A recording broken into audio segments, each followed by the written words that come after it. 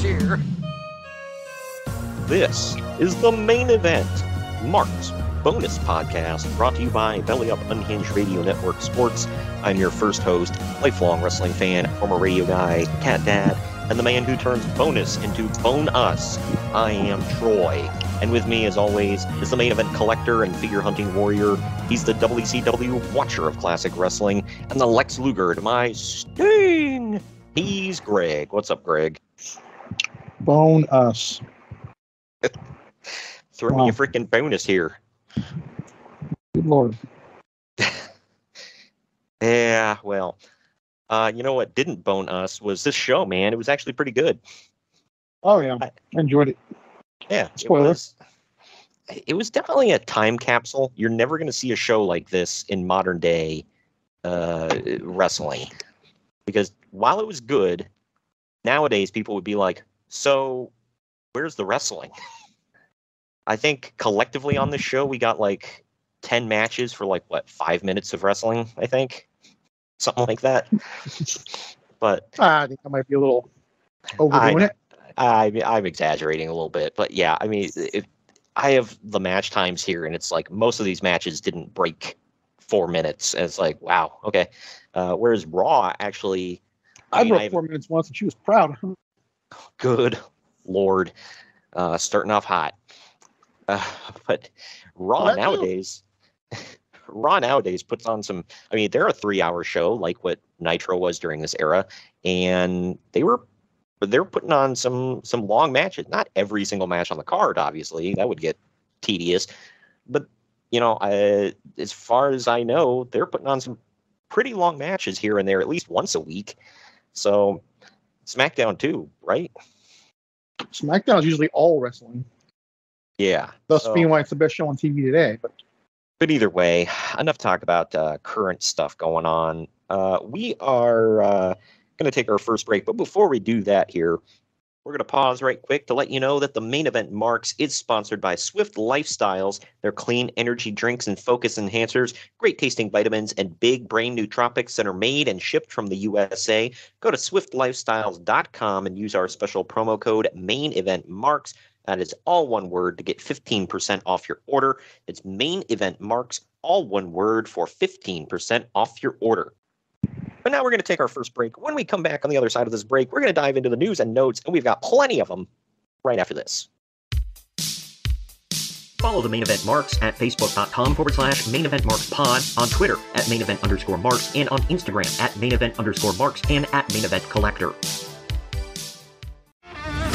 Get ready to rumble in your new Main Event Marks merchandise. We've got t-shirts, hoodies, masks, hats, stickers, pins, and much more on our Redbubble store. That's maineventmarks.redbubble.com. You can also pick up some awesome clothing items with the latest updated show graphics on our Bonfire store. That's bonfire.com/store/main event marks. Support your favorite retro wrestling podcast and pick up some cool swag on our Bonfire and Redbubble stores. That's maineventmarks.redbubble.com and bonfire.com/store/main event marks. Hey gang, it's Commissioner Cooper of TSS Fantasy. We are the fantasy show of the people. Expert fantasy advice, free contests, leading expert medical and legal analysis, and most importantly, you. Interact with us on all social media platforms or check us out at tssfantasy.com. You can hear us on Spotify, Apple and Google Podcasts, iHeartRadio, and many more. Check out the fun today and be a part of the most interactive fantasy show around. TSS Fantasy, the fantasy show of the people.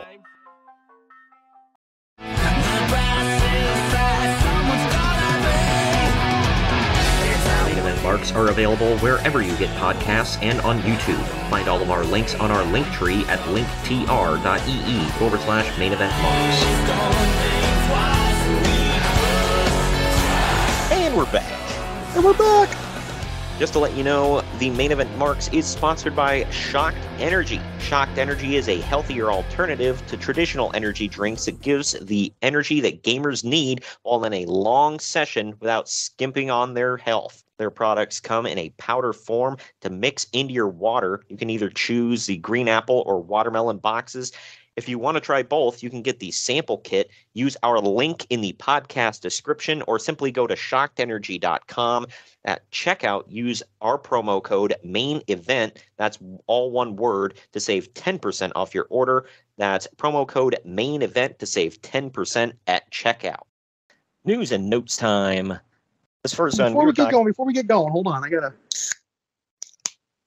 Oh, well, roll tide. 5 o'clock somewhere. Well, hey, it just turned 5 o'clock here as of recording time, so there you go. It's 5 o'clock here. It is 2 o'clock. I will show you my box. Oh, well, excuse me. Good Lord.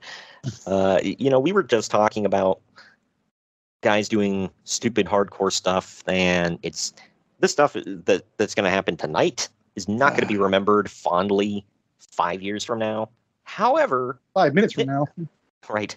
However, this is something that will be, well, is still fondly remembered 24 years from the time it happened. Uncle Dave Meltzer says that despite anything that Mick Foley has ever done or will ever do in the industry, he will always be remembered for June 28th, 1998, and the match that will never be forgotten against The Undertaker in Hell in a Cell. Oh, he got one. Yeah, point for Dave. He got one on there. I mean, that was kind of obvious. I will say, I guess it depends on how you're rating it. Dave gave that a 5 stars, rating. Why? I mean, if just for holy crap, that was a crazy car wreck, sure, but that's not. Well, I mean, when you compare it, you got, I think Shawn Michaels and Triple H is the best one ever. Mm-hmm. I did say the second best one was the Usos in the New Day. That was until Cody and Seth just did what they did. But yeah, it's just as far as Hell in a Cell matches go, it doesn't even crack the top 5. Memorable, yes, but and there are also a couple of factors with Hell in a Cell, and I know now you're getting I'm getting kind of granular with it. But I'm thinking of matches where it's going to run into this when you have a Hell in a Cell pay-per-view where you have to have Hell in a Cell matches, once a year. Some of them are just great matches that happen to take place inside of a cell, and the cell really doesn't have much to do with it.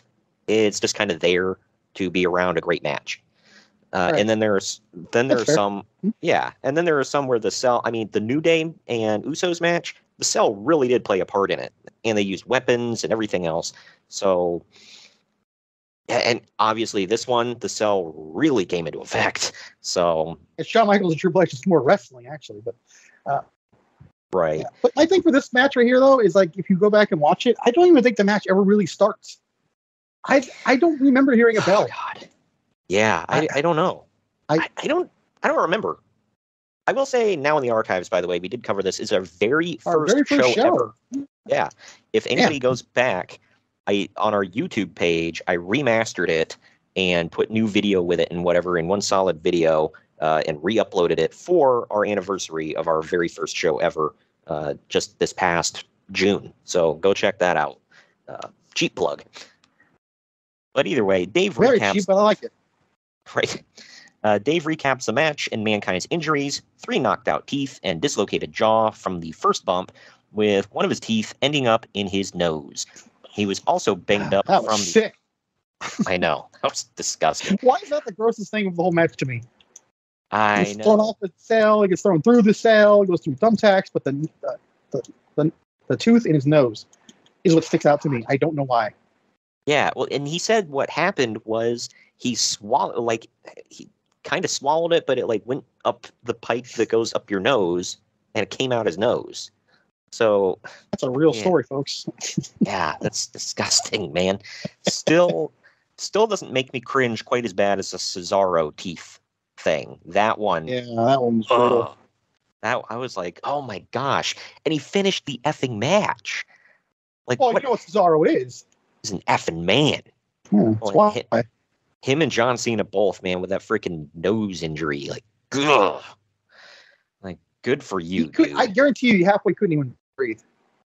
I mean... Oh, yeah. He had maybe 1/4 of his breath, and he still finished that match. Like, good for him.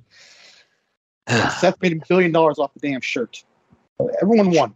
Which I own, by the way. I bought that SummerSlam weekend in 2015. Yeah. But he was also banged up from the second bump through the cell and reportedly has little memory of the actual match. Dave says that in one night, Foley catapulted himself into an all-time legend with this match, and the footage of it will likely live on forever. So he wasn't a legend before this? He was, but if you think about it, I mean, Dave's not totally wrong. I mean, this match alone, like, kind of cemented. It's like, okay, like, you no talking crap on Foley. I disagree. I mean, all he did in this one was exactly what Flair said in his book. It was a human stuntman. I remember from the matches like Triple H and, the whole thing with Cactus Jack. Mankind winning the title and ending Nitro's reign. I'm not saying this is the never best really looked back on this and like, this is why I remember Mick Foley. Maybe it's just me. I'm not saying this is the best thing he did, but it's probably the most memorable. Dude, earlier in the year, he appeared in the Royal Rumble under 3 different characters. Come on, dude. That was awesome. I'm biased because I was there, but it was awesome. You do realize that that's going to happen with 2 different guys this coming Royal Rumble, right? It's 1,000% going to happen. But either way, however, Dave wonders, where does the business go from here? There is always a case where someone will try to emulate it and one-up it, and that can only end badly. Wrestlers are always putting their bodies at risk in the ring, but Mankind literally risked his life for that match. The way Shawn Michaels is forever linked with ladder matches, and Bret Hart is forever linked with the Montreal Screwjob, Mick Foley will forever be linked to Hell in a Cell. He's not wrong. Well, once again, he's not wrong. Yeah. But I want to know who tried to emulate this, because I don't think anyone did. I think he's wrong on that. Well, am I forgetting something? I can't remember who it was off the top of my head. It might have been Nash, Kevin Nash, who said something about this, but they talked about how every time there was a Hell in a Cell match after this, it might have been after the Shawn Michaels original match, actually, they were always like, okay, well, what bump are you going to do? And Nash was like, well, what do you mean, what bump? And they're like, well, you're going to come off the cell or something, right? And he's like, no. Oh, I remember this. Yeah. And other people talked about that. They were like, that was just a thing. Like, after the Foley bumps, well, Nash's whole thing about it was the whole reason he was facing Triple H is because he wanted to get a piece of him. And because going out of the cage kind of negates the whole thing. Right. Like, I totally understand that. It makes sense. Which is ironic because that match ended up sucking, but it did. But other people had brought that up too, where they said it was just always implied after the Foley match that, they said, oh, well, we gotta have a bump. There's some big bump off the cell, something bigger and better and greater and whatever. And I mean, I don't necessarily like that, but I can see why. Yeah. And I think that's what Dave was getting at, where he's like, well, somebody's gonna try to emulate it, and it doesn't. Sometimes it comes from the talent, but I've also, like I said, the talent in some cases was saying some of that would come from the agents too, whereas like, oh, you're going to do something, right? It's like, do I have to? Like, can I just, but do you like working? You have to check. Yeah, right. Well, but I also like my life. Yeah, I know. It's like, at least they do it a little safer now with putting crash pads under the tables and stuff. You know what cancels that out is the damn thing is like 10 feet higher. Oh, I know, dude. When freaking Shane came off, I mean, there was clearly a crash pad on under the table for when Shane came off, but still, that couldn't have felt good. It's a mountain of pillows. No. I know. I was gonna say it couldn't have felt good. Freaking Shane wasn't exactly a spring chicken at the time, so. Yeah, but he still does stupid stuff anyway, so it really doesn't matter. He literally, like, his helicopter literally crashed in the ocean and he swam to shore. Like. He's a nut, dude. Screw Cesaro. This is a man right here. You're right. Shane doesn't get the credit, man. But either way, some other notes from King of the Ring are that the show was sold out a week in advance. Rocky Maivia beat Dan Severn in what Uncle Dave thinks may be Severn's first pinfall loss ever, or that he's ever had as a pro wrestler, even in his indie and Japanese days. Too Much versus Al Snow and Head was an abysmal comedy match. Negative start. Yeah, negative stars territory, and even Jim Ross basically buried it on commentary. Oh, he did. Ken Shamrock won the King of the Ring tournament. Steve Austin was nowhere near one. Say what? Tournament, bro. Oh, yeah. Steve Austin was nowhere near 100% after spending much of the week in the hospital with a staph infection, but he worked hard and looked okay. It was a first blood match, and Austin had an accidental cut, or legit cut, on his back early in the match, but they didn't count it. Kane ended up winning the WWF title, only to lose it back the next night on Raw. Yeah. Dude, I was pissed when he won that. Yeah, as a kid I was pissed when he won that too. Like as an adult looking back, I'm like, that sucks. But I'm like, why did you give it to him for literally one night? Like just a cheap pop? Like, well, we could pop a rating the next night on Raw, pal. Actually, it would probably be more like, bro, it doesn't matter, bro. We'll pop a rating tomorrow night, bro. Bro, they're just props, bro. How are you gonna make him bleed, bro? Slit his throat, bro. My gosh. He literally said that. According to Bruce Pritchard. Bro, Yep. we're going to slit his throat, bro. He's gone forever. Well, what if he loses? Well, we're going to set him on fire and he's gone forever, bro. It's like, so his plan was to slit his throat and set him on fire. Yeah, like that's double death right there, man. Really making sure he's together. dead. Wow. I mean, obviously, in order for the fire thing, which was the stipulation, he would have had to lose. In order to lose, in Russo's eyes, he had to get his throat slit. I don't think I would piece that together. Yeah. Wow. This was freaking nuts. Wow. I remember, I specifically remember, I watched this. We didn't have a scramble. If anybody remembers in the 90s, how you couldn't really watch pay-per-view technically, but if you tuned into the right frequency, you could kind of pick up a scrambled picture. And that's how I would watch pay-per-views here and there in the 90s. And I saw some of this match. And when I saw Kane come out in a full bodysuit, I was hot. I'm like, well, how the hell is he going to bleed now? Well, to be fair, it was June in Pittsburgh, so he was probably hot as hell too. But. Yeah, right. Wow. Oh, man. But anyway, so the ratings battle last week was a total massacre of WCW. Raw drew its third highest rating ever with a 5.36 rating, and while Nitro also did a strong rating of 4.05, WWF's dominance just eclipsed it. The quality gap was just as wide, with Raw being a fantastic top-to-bottom show, while Nitro was simply awful. Oh, did that hurt him to type? Say what? Did that hurt him to type? He didn't like WCW, so... yeah, but he also bashed WB all the time, too. At the end of the day, neither one is Japan, so... Right, yeah.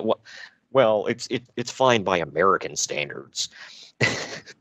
But both shows tried new experiments. For WCW, it was a segment called NWO Late Night, which was basically a parody of a late night show hosted by Eric Bischoff, complete with a house band and lengthy interview segment. It bombed royally and was among the worst segments in the history of Nitro. Now, to be fair, that is going somewhere, though. They didn't just do it. Right, I know. Bischoff talked about it, but it's like, I don't care if it's going somewhere. Kind of like, flash forward, the Rosie O'Donnell impersonator versus Donald Trump impersonator match on Raw. It went somewhere, but I don't care. Bad TV is bad TV. Yeah. Oh, man. Hey, this is going to pay off in 3 months. Cool. It still sucks. Oh, man. Wasn't there an Obama and Hillary one, too? I think so. Oh, man. I don't remember if it was a match. I do remember there was an Obama impersonator at, what was it, Capital? That's right. Yeah, Capital Punishment. Was it Capital Punishment? I think so, yeah. That's the one Truth wrestled John Cena in the main event. Yeah, that pay-per-view sucked. What was the... Oh, it was Capital Combat's the other one I'm thinking of. Okay, that was WCW. I knew there was two Capital something or others. Ironically, it's corporate punishment to watch either pay-per-view. So there you go. Yeah, right. And they're against the Geneva Convention to force you to watch them. So anyway, as for the WWF, here you go, man. Man, you said that one in a while. Here we go. I know. As for the WWF, they attempted to do matches without a predetermined finish for the first time ever. Plan is to do a tough man style tournament brawl with shoot matches, 3 1-minute rounds, and 20-ounce gloves, legal takedowns, a point system, etc. In the first fight, Steve Blackman basically ate Mark Merrow alive, which was surprising given his legit boxing skills. Bradshaw beat in the tough man contest, a guy with legit mixed with martial arts would always take down a boxer. So I don't know why that's shocking. Did they do a lot of? I don't remember the freaking fight, so I don't know. Did they do a lot of takedowns, or did they do a lot? I'm sure he did. I'm sure he did takedowns. Yeah. Yeah, because kicks weren't legal, if I remember correctly. If kicks were legal, then yeah, I would have given it to Blackman all day long. But or to catch him, that's the only guy in WWE that could have legit beat him. Wow, really? Mm-hmm. Wow. Well, Bradshaw beat Mark Canterbury, formerly Henry O. Godwin, by decision in the second fight. None of the top stars are allowed to participate because they don't want to risk exposing them. But screw this trash. Right. The wrestlers were offered extra money for doing the shoot fights. Neither Dan Severn nor Ken Shamrock wanted any part of this. Okay, see, it was reported by Dave. I changed this up here because it was reported by Dave that WWF had basically barred Dan Severn and Ken Shamrock from doing this. However, Bruce Pritchard disputes that, and he says, "No, we offered it to them, and they said, no, we don't want any part of that." Wow, I mean, who would want Severn in a shoot fight, anyways? Right. Well, Shamrock for that matter, but yeah. Well, given the rules, Severn in particular would probably destroy everybody. The fights held their own on TV in the TV ratings, but got over with the crowd like a fart in church. Yeah. As a kid, I was like, I don't know. What's the word? Dumbfounded? I was indifferent. I was like, what's going on? I really don't remember my reaction to it. I was probably just watching it and just, okay, this is happening. That might have been my legitimate reaction. I remember you and I talking about this, and you're obviously a few years older than me, but you and I still both had the same reaction where we were like, is this real or is it fake? Yeah, so nobody freaking knew. And it didn't help when you and I had pointed this out that Road Warrior Hawk was in this thing fighting in his tights and face paint. Yeah, right. So what? I don't know. That kind of muddied the waters. But if anybody wants more details on this, Brawl for All is what it is. Go check out. I don't know why the hell you would, but I will say it is interesting in a morbid kind of way. So go check out the episode on Dark Side of the Ring. I thought it was pretty interesting. Yeah, if you don't know, by the way, this is where all those Cornette gifts come from, of him strangling the camera, man, reaching into it. He's obviously talking about Russo, but if you've seen those gifts everywhere, it's from that episode. Was this the one, or was that the episode of the Screwjob episode where he tears the picture in half of Russo? I think it's this one. That was so effing cringe. I was like, oh my gosh. But either way, speaking of, it kind of scares me with his hate for Russo. I don't care if you don't. There's many people I don't like. I don't wish death on them. Ever. Well, speaking of getting over like a fart in church, Steven Regal debuted in the WWF in the most unceremonious way possible, beating Draws in an unannounced match to no fanfare at all. Okay, I remember this. I don't know when I saw it, but I saw it live, but recently. He comes out in his Lord Steven Regal attire. It's like that big puffy coat. You know what I'm talking about? Yep. And it's like some generic rock music. It just looks so freaking weird, man. Right. It makes no sense. Wow. Yeah, this was pre-Real Man's Man. This was his first run. When you say pre-Man's Man, you're talking a couple of weeks, though. Because it's coming. But Yeah, because I think he F's up. They're going to fire him, but then they give him another chance, and then he does F up, and then they do fire him, and then they bring him back as William Regal. So, yeah. Hey, it's happened many times. That's the reason to this day he won't talk crap about that company. Yeah, right. Well, fanboys do not like the fact that he will not slam WWE. And he even made it clear he asked them for permission to use William Regal. It's like, wow. Yeah, I wondered about. I'm like, why isn't he Steven Regal again? Well, apparently he owns it, but he wouldn't use it. He said this himself on his Twitter. He wouldn't use it unless they gave him the okay. That's kind of cool. They did. Well, it's like, I don't get Jericho. Like, one minute he's, like, well, I specifically asked for, Vince McMahon's blessing before I went to New Japan and did all the, all this other stuff. And then he turns around and is like, oh, their creative sucks and this and that and the other thing. And it's like, yeah. What the hell, dude? Like, yes, because yours is so far much better. Oh, yeah, Mr. Wizard. But, yeah, I have a Mattel figure of Steven Regal. Steven Regal is literally the most classiest, no pun intended, classiest dude in the world. Oh, yeah. He's like a role model for what all wrestlers should be later on when they're done. Miserable. I like how he talks about, like, he's been married to his wife for, like, almost his entire career. And he talks about all the crap she's had to put up with from him. And he's like, she is a saint for sticking in there with me. And it's like, that's pretty cool. Because, yeah, most people would have packed up and taken the F off at that point. But, yeah, he's been very vocal about the crap he's went through. And thank God he's, pulled the nose up.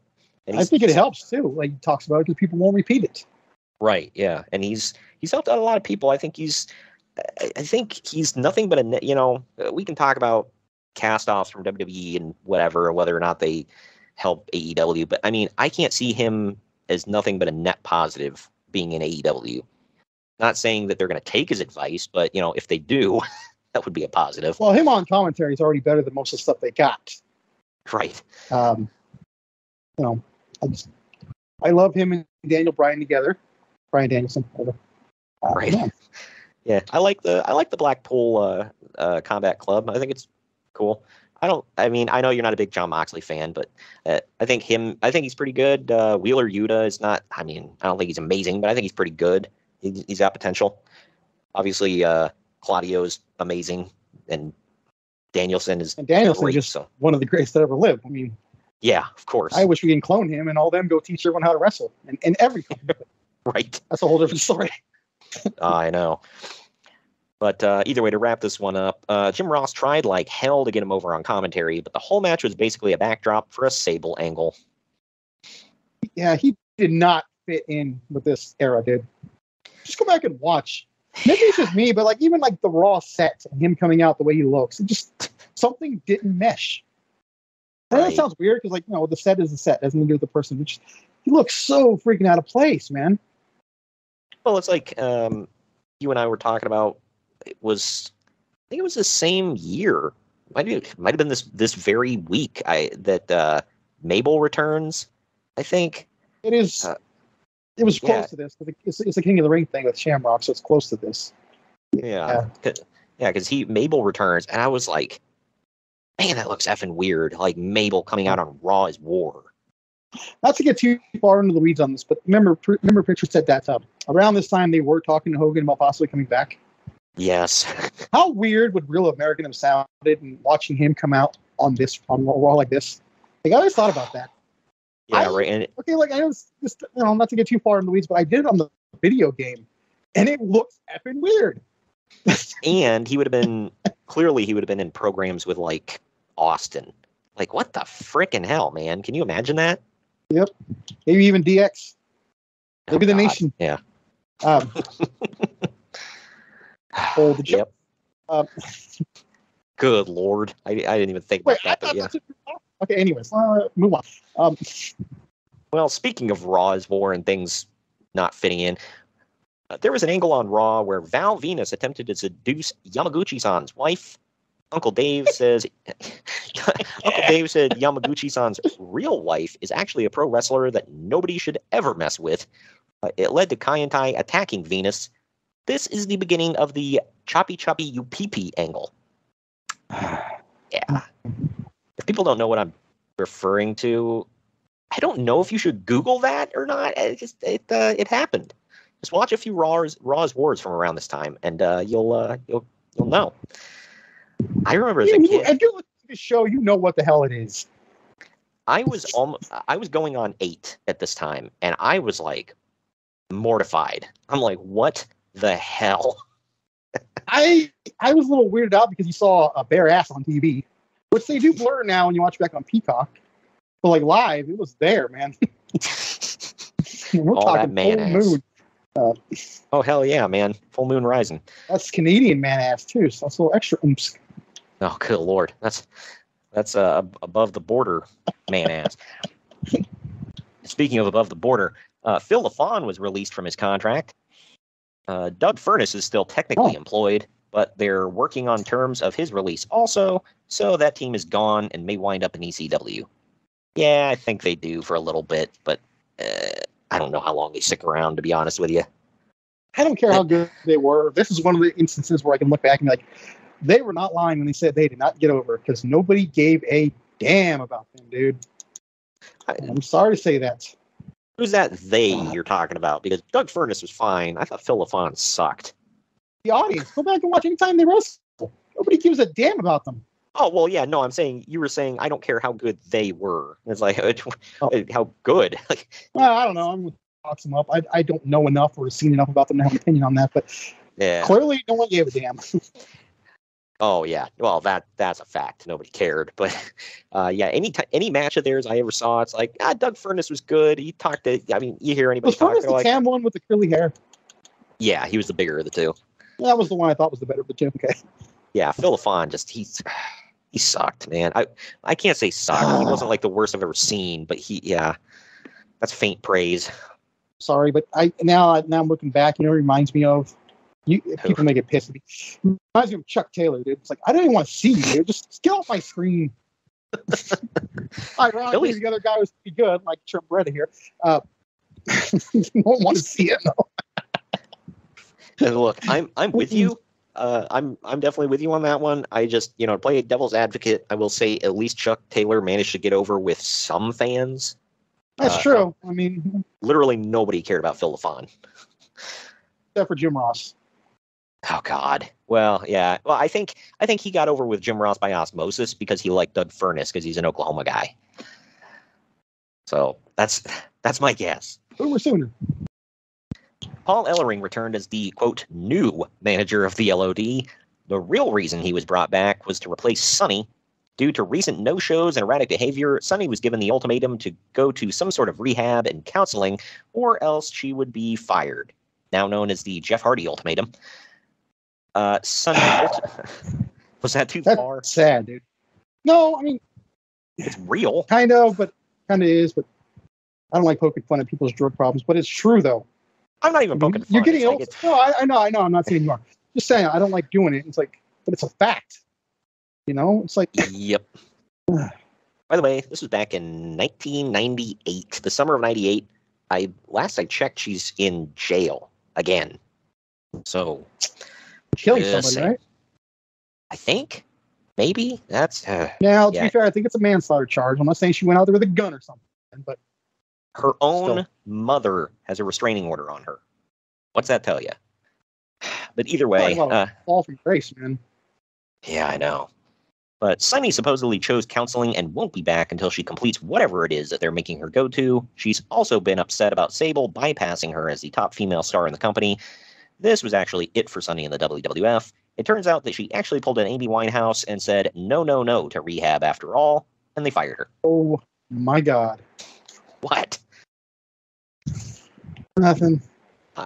If nobody gets a joke, it's a song. It's not really a joke when it's a song, but yes, okay. Well, yeah, that's true. Well, a mutual friend of ours makes that joke every single time something happens with Jeff Hardy, so he's like, well, they offer. Here's a little bit worse, though, because he literally said F you, WWE, like word for word, and didn't go. And now look at him. Wait a minute. F you for trying to help me. Yeah, it's like, you want me to go get healthy? F you. I'll show you, and I'll go kill my liver. Anyway, I swear that man has a vendetta against his own organs, which is sad because he's like, look, if you're a single dude, like, it's still sad, but whatever. But he's married with children. Like, good Lord, man, take care of yourself. When people blame Tony Khan, I keep like, man, there's so many things that take shots at 84. This is not one of them. But, to be fair, he did hire a known drug addict. But that's where his fault ends, in my opinion. Yeah, okay, that's your fault, but Jeff was going to do this either way. Okay, Tony Khan did not enable his ass at all. The only thing he did wrong was hire a known drug addict. not like he's throwing him on TV while he's high or drunk. No, or, no, making him go through rehab before he gets back, which was great. Yeah. But we know how this is going to play out. And before anyone gets mad at me, this is one of my all-time favorite wrestlers. Okay, I'm not sitting here throwing crap at the guy because I don't like him. It's just the opposite. Right. Yeah, and I was thinking the last time he went to WWE, I was like, well, he's finally cleaned up, and then he kept messing up there too. I'm like, what the hell is wrong with you, dude? Like, I know addiction is tough to kick, but like, hot damn, man, I don't know what it's going to take. Like, I mean, I'm afraid we're going to read a tragic story about him one of these days, like more tragic than it's already look, been. I'm afraid we're going to read a story that he took someone else's life. That's what I'm worried about. Like the last one was in a drunk driving in a car. I know. I don't get the whole, like, I mean, I don't think there's ever been an excuse for drunk driving or driving under the influence of anything. But especially now, when there's Uber and Lyft and 5,000 other things, like, there's zero excuse. Plus the fact that you're Jeff effing Hardy, everybody knows who the hell you are. You can bum a ride off of anyone. I was going to say that. I was like, you're Jeff Hardy. You can probably just go to one of the dumb fanboys. Hey, can I get a ride to the hotel?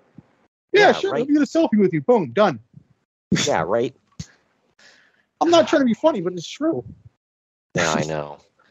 Unfortunately, this next story is also kind of sad. It's nobody that we knew, but it's, by association. Pat Patterson missed this past week's Raw because his longtime quote-unquote friend, Lou Dondero, passed away. Dondero was very well known within the business and has been around since the old San Francisco territory days in the 70s. It was an open secret that Pat and Lou were, quote, life partners and lived together.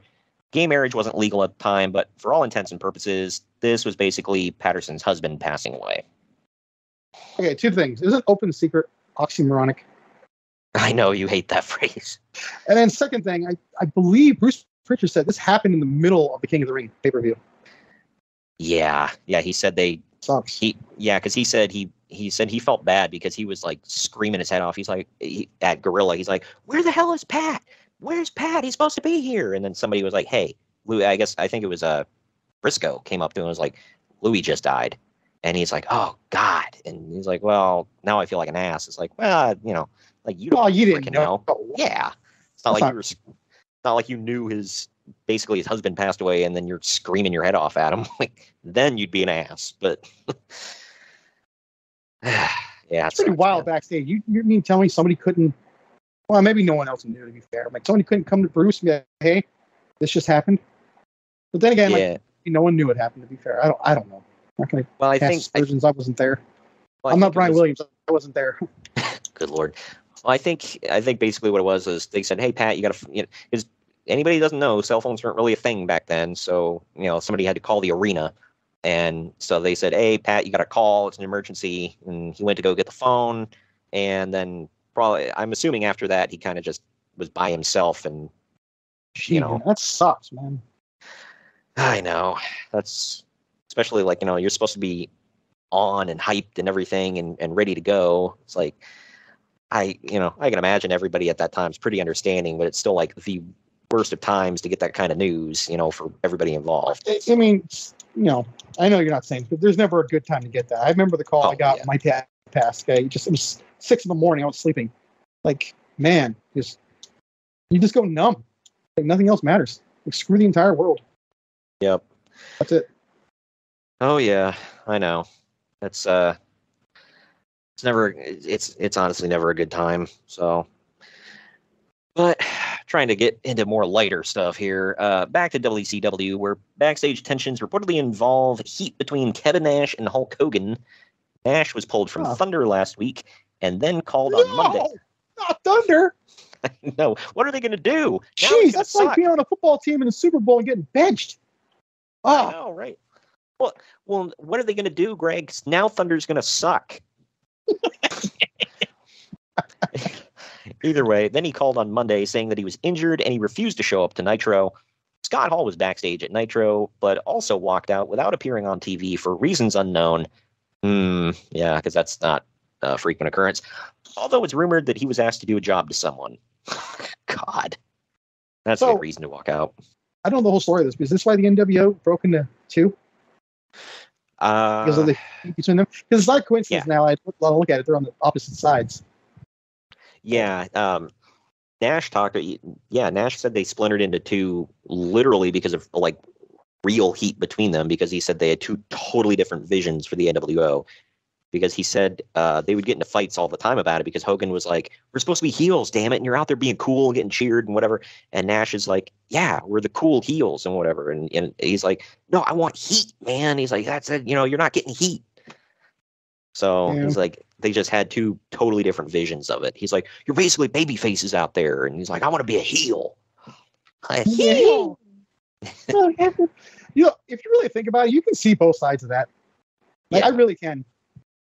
Yeah, Nash's argument was, well, your way of thinking is old and antiquated. We're new and cool and hip and, into hip hop culture and whatever. And Hogan was like, yeah, what? And Hogan's into the Skinner culture. Got it. What the hell? Well, I guess Nash did say he had to help. Like, Hogan actually had Nash and Hall help, but he was like, for lack of a better term, it's like, how do I be more hip as a heel? Because I mean, he doesn't listen to or didn't listen to rap and all that kind of crap. I just told you, he's from the Skinner generation. We not listen. Yeah. Wasn't just a line, Right. Yeah. I mean, he came out to Jimi Hendrix, which, I mean, nothing. Not saying that's not cool, but he came out to Jimi Hendrix, and then you've got Nash saying, we want to come out to Burn by, I can't even remember the hell the name of the band now. But if anybody doesn't know, the tune to the Wolfpack theme, they ripped off of the song called Burn. They couldn't buy the rights to it, so they ripped off the tune and made their own song. They must have got over these issues real quick, because, January's still a ways away, but in January they'd be back together. Right. Yeah. I'm assuming they, it was like, well, the needs of the many outweigh the needs of the few, kind of deal. But I don't know. Speaking of January 99, that Hogan I ordered from Mattel is coming in soon. So about it. I did like that look of Hogan. I will say that. That's the only thing I really liked about that with that era of the NWO. If I'm nitpicking, I think the flames on his boots should have been red to be like the Wolfpack, because he still had blue flames if you go back and look at it, which, looked weird, but whatever. Yeah, again, 6 1/2 dozen. Yeah, I said that's just nitpicking. But right. Well, on Nitro, he had the corner on that, so. Yeah. On Nitro, Chavo Guerrero came out pretending to ride a little hobby horse. God. And in a later shoot interview, Chavo basically said that the horse idea wasn't approved by anybody. He and Eddie thought that it would be funny, so he simply took a stick horse out to the ring and rode it around. He expected to get in trouble when he got to the back afterwards, since he never cleared it with anyone.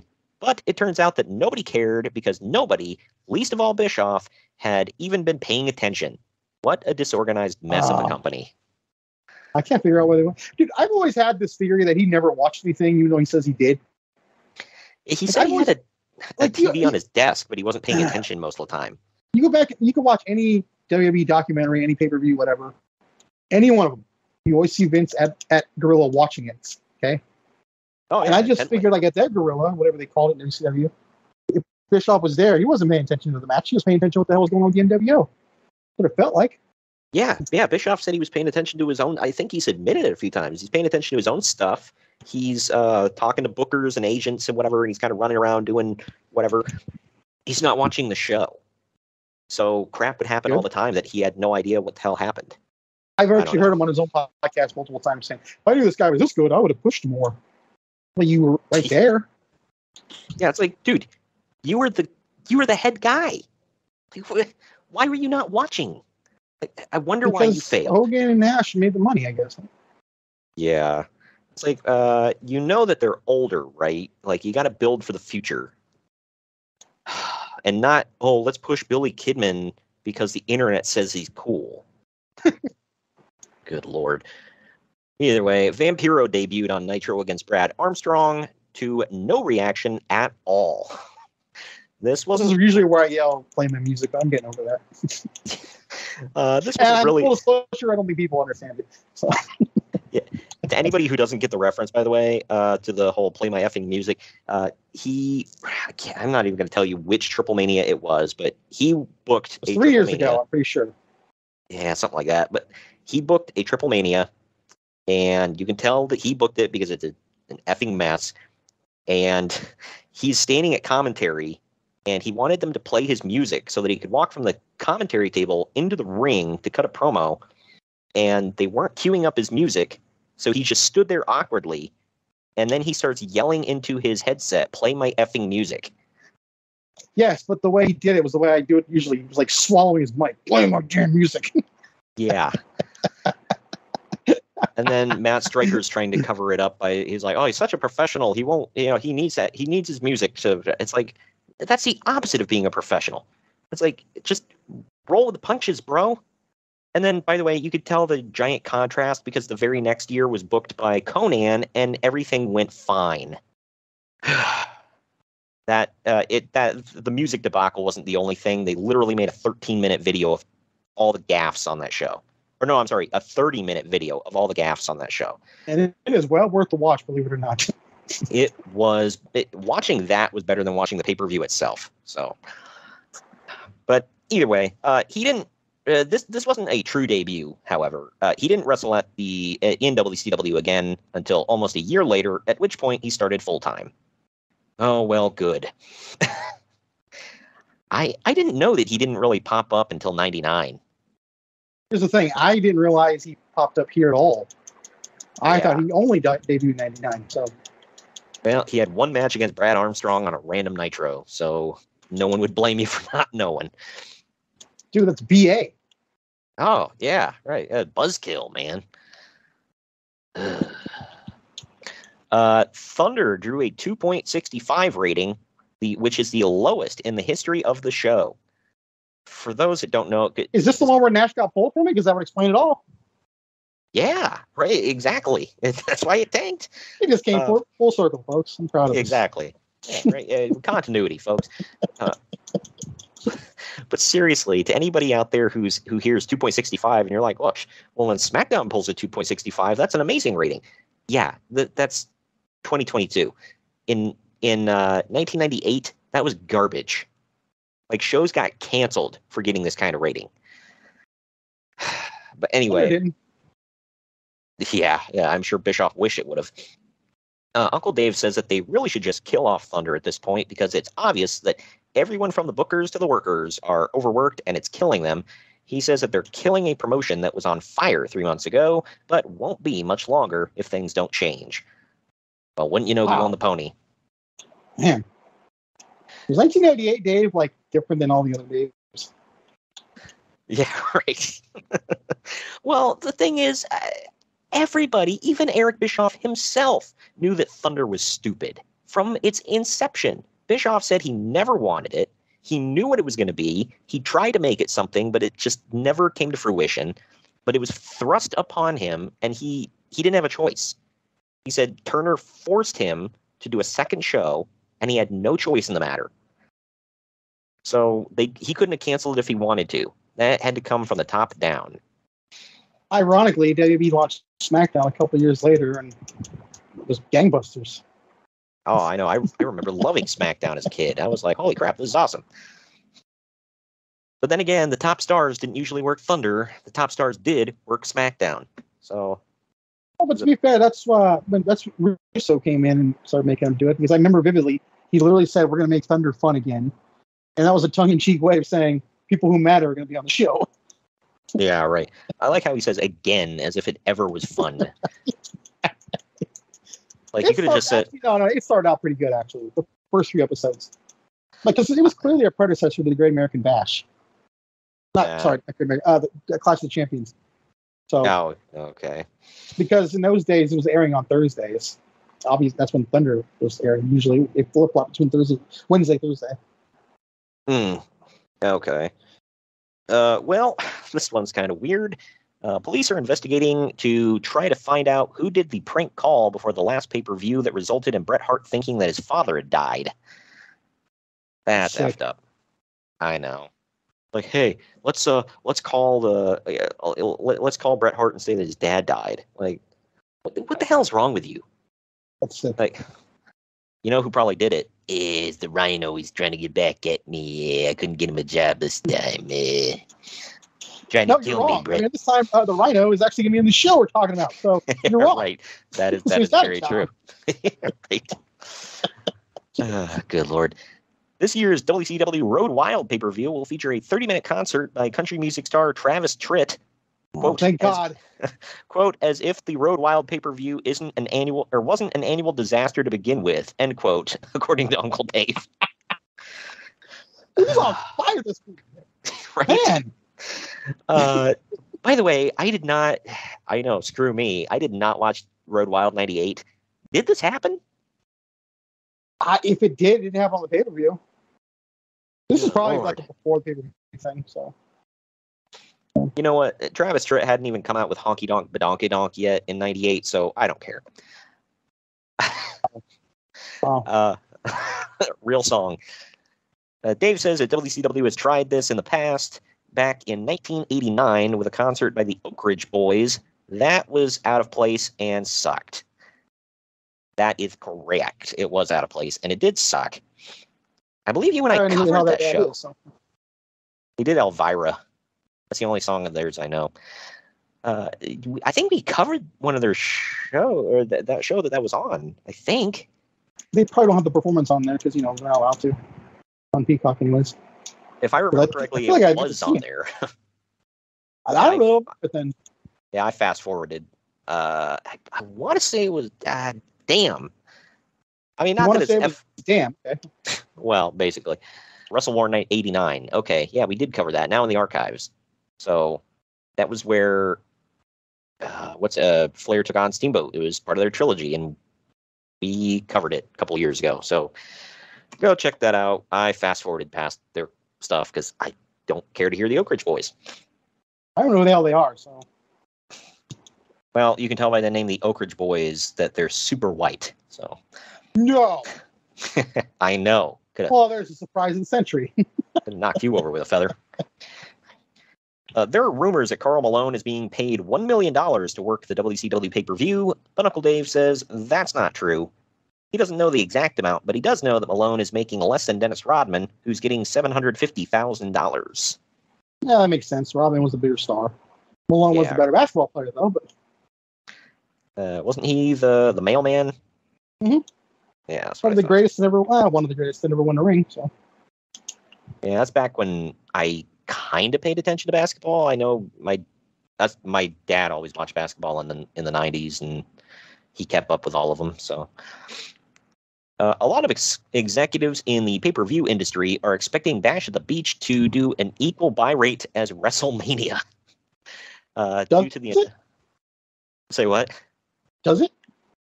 Well, I'll get to that one here in a second. But it's due to the involvement of Malone and Rodman. In fact, their hopes are so high that they believe that they might be able to make up the money that they lost on a recent Evander Holyfield fight that was canceled at the last minute. Dave thinks that they shouldn't hold their breath, and wouldn't you know who won the pony? Wow, okay. Yeah, don't get me wrong, I think they did well. Just like, really, you think not only you're going to equal the buy rate of WrestleMania, but you're also going to recoup money from the Evander Holyfield fight? Who is they, by the way, and when they have money from the Holyfield fight? Executives in the pay-per-view industry. They don't give specific names, but yeah. So pay-per-view providers, basically. And how do they lose money on that? Was it the one when Tyson bit him? It was canceled at the last minute. I don't know who he was supposed to fight. It doesn't say. There's a Holyfield fight in '98. So, but either way, this one is people don't realize the like when you hear a story and then it's like in retrospect you're like, wow, I didn't realize how big that was going to become. Time Warner Management are doing a major internal audit of WCW. Only time will tell if this becomes a major news story or not, but you got to figure it's probably not good news if Turner execs are sniffing around trying to figure out where all their money is being spent and if it's being spent wisely. It's just ironic. Yeah, it doesn't go well for WCW to say the least. Well, I mean, come on, it's 2022 and they've been dead for 21 years. So, I mean, they've been completely dead. So they've been if you want to go with actual death, they were a walking corpse long before they actually died. So, According to Bischoff, right around this era that we're talking about, this is when he knew the beginning of the end was coming. Yeah. Was it September? I want to say it was September. I want to say he said August. Okay, yeah, either August or September. He said he was pretty much clocked out. He was like, I'm done. This is when they're about to have a small resurgence, as you will hear. Yep. Todd Gordon returned to wrestling by appearing at a show put together by Dennis Carluzzo. There's a couple of names for you. Yeah, right. They did an angle where 5 masked guys ran into the ring and attacked Carluzzo. The first 4 took their masks off to reveal themselves as Stevie Richards, 911, and the Pitbulls. Then the 5th person put his foot on Carluzzo's chest and unmasked to reveal Todd Gordon. Okay, how did you not know one of them was 911? I don't know. It just random. He's not exactly a cruiserweight. Right. Considering all of the past bad blood between Carluzzo and ECW, it's surprising that two people that he would show up. Gordon has been out of the wrestling business since last year when he got caught trying to help WCW raid ECW talent, and Heyman fired him. That I did not know, but that's an interesting factoid for you. I believe that's on the rise and fall of ECW. And I believe, this is from what I'm getting from the DVD, it's not like what a fanboy told me. Do you remember the Beulah and Fonzie blood match? Yes. That was punishment for Fonzie being quartered, or not quartered. Well, I guess he was being quartered, but talking about jumping. I forgot about that. Yeah. That was complete punishment for it. And he bled effing buckets. Match. Yes. Yeah, he had to have a transfusion. They said he lost like a pint of blood or some crap. That's disgusting. Well, you know what time it is, Greg, don't you? I feel like you're going to say what I think you're going to say, but we just talked about it, right? So, well, kind of. We talked about somebody who was we talked about people who were once affiliated with the company, but this we're actually going to get into it now. It's this week in ECW. If I may have another volley, sir. And that is not a pre-recorded thing. We don't do pre-records on here. Nope. We're just that good. Oh yeah. Although I do work in some ECW theme music under my voice here and there. But either way, ECW TV started off this week with a message on the screen that said, quote, "No Viagra jokes, no cross-dressing basketball players, and best of all, no Hulk Hogan." Well. So what do they have? Right. Okay, first of all, I don't get the Viagra jokes thing. Is that like, who's that a shot at? Or what's that a shot at? That I don't know. I mean, I immediately went to the Billy Kidman Shane Douglas thing, but that's not even happened yet. So I don't know. I'm assuming it's a Val Venus thing? It could maybe be. The cross-dressing basketball players obviously is a shot at Dennis Rodman. Yeah, but it's like, okay, yeah. No future NBA Hall of Famers that are going to, pop a huge buy rate for us in our pay-per-view. And best of all, no Hulk Hogan, who's the biggest star in the history of pro wrestling. $2 billion box office here. Yeah, it's like, hey, you know what we've got? We've got an overweight guy in sweatpants that smokes all the way to the ring. Now that I'm thinking about that Viagra thing has to be something from WCW, because Heyman didn't really take shots at WWE for the most part. I mean, he did, but he didn't. That's true. It's got to be a WCW thing. Yeah, I don't know what the hell. Whatever. I would bet the farm on it something stupid. Probably, yeah. That's a good bet. This next thing here, too bad that ECW wasn't smarter about this, but you can say that about a lot of things. ECW recently ran a show in Philadelphia in the Woodhaven Center. It looked better on TV and had a hotter crowd than most ECW arena shows. There's talk of running more shows there, but Heyman doesn't want to stop doing shows in the ECW arena because that's where the company began, and it has become almost a mythical cult-like location among ECW fans. The reality is, it's a small dump of a building, and ECW can make more money running shows in Philadelphia at the other building. With ECW continuing to grow and gain popularity, it's unlikely that they will continue doing ECW arena shows every 3 weeks like they have been, because the company has to focus on making bigger profits. with their TV expansion into places like Chicago, Detroit, and Atlanta, they're going to have to start running shows in those cities, and it just doesn't make business sense to keep running regular shows in a building that doesn't generate as much money and they could do elsewhere. I think all that happens. Did they stop running? I mean, not stop, but like they started going elsewhere, like a lot more. Yeah, I know they traveled a lot more, but it just, I don't know. Like, I like how Heyman's like, well, I don't want to stop going there because that's where it started. It's like, yeah, but the building is a dump, and you can only fit 1,000 people in there with a crowbar. Well, that was his Madison Square Garden, dude. Yeah, right. Speaking of Madison Square Garden, I was going to make the comparison. Vince McMahon has all but stopped running Madison Square Garden in New York because it's smaller than the alternatives, and it costs a lot more to run. So it doesn't make business sense to keep running the Garden as much as he would like to. There's a reason the guy's a billionaire, and Paul Heyman's working for him now. Right. And that, by the way, as recording, Raw will be in the Garden this Monday night. Oh, really? And everybody is advertised for it, which means it should be a great show. Oh, that's cool. Well, last ECW-related thing here. Oh. I know. Atsushi Onita debuted in ECW this past week in a match, and it's likely building up to one of Onita's beloved exploding ring matches taking place in the US. I knew that was coming the moment you said Onita. They filmed a press conference after with Onita proclaiming himself the king of the deathmatch and challenging Sandman. Ooh. It's expected that the match will take place later. Already in the seats. I know, right? Shut up and take my money, man. But it's expected that the match will take place later this summer and won't be on pay-per-view, but will probably be released on video. Thank God this does not happen. As far as I know, anyway. Where was it going to happen? I didn't catch that part. They don't say. I mean, not like geographically. What company? ECW? Yeah. I mean, I don't know, man. I personally think they were leaving money on the table by not putting that on pay-per-view. So, on the hey, I don't know, you're really halfway joking there, dude.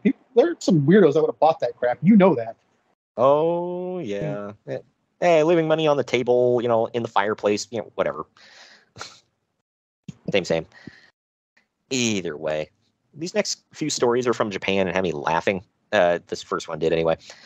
In New Japan Pro Wrestling, Scott Norton has shaved his head and is being pushed as a complete copy of Goldberg. Good Lord.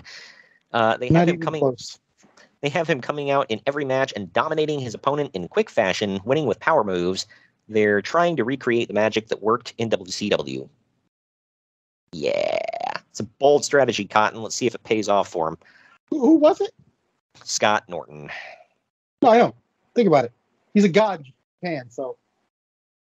Yeah, I know. It's like he's already over. Why are you pushing an already known guy? Like Goldberg got over the way he did because nobody knew who the hell he was, and he comes onto the screen or onto the scene as like this dominant beast. It's probably to this day still the most organic thing that ever happened in wrestling. Yeah, it's freaking nuts. And obviously, I mean, you can say other people like Austin, but like he had to try, the swearing and the beer and all that. And don't get me wrong, it worked. Love it. But like Goldberg just came out there and just did this stuff. It just happened. Right. Like, it was nothing had to be tried at all. Like it was literally like, here, have this. One last hurrah. Well, and Austin had been wrestling for like a decade, something like that, before he. So Goldberg had been wrestling for like less than 10 months, not 10 years. A year when he wins his title here. Spoiler, he wins. Right. Oh, yeah. Oh, God. Why'd you ruin it? Look, this next story, I think this guy's passed away, but seriously, like, I'm not trying to speak ill of the dead, but he was an a-hole. By all intents and purposes, this guy was a complete a-hole. And I'm not saying that for personal experience. I don't know him, but from everything I've heard, I'll put that caveat on it. He's an a-hole. Wow. Yeah. Koji Katao is expected to announce his retirement from pro wrestling this week.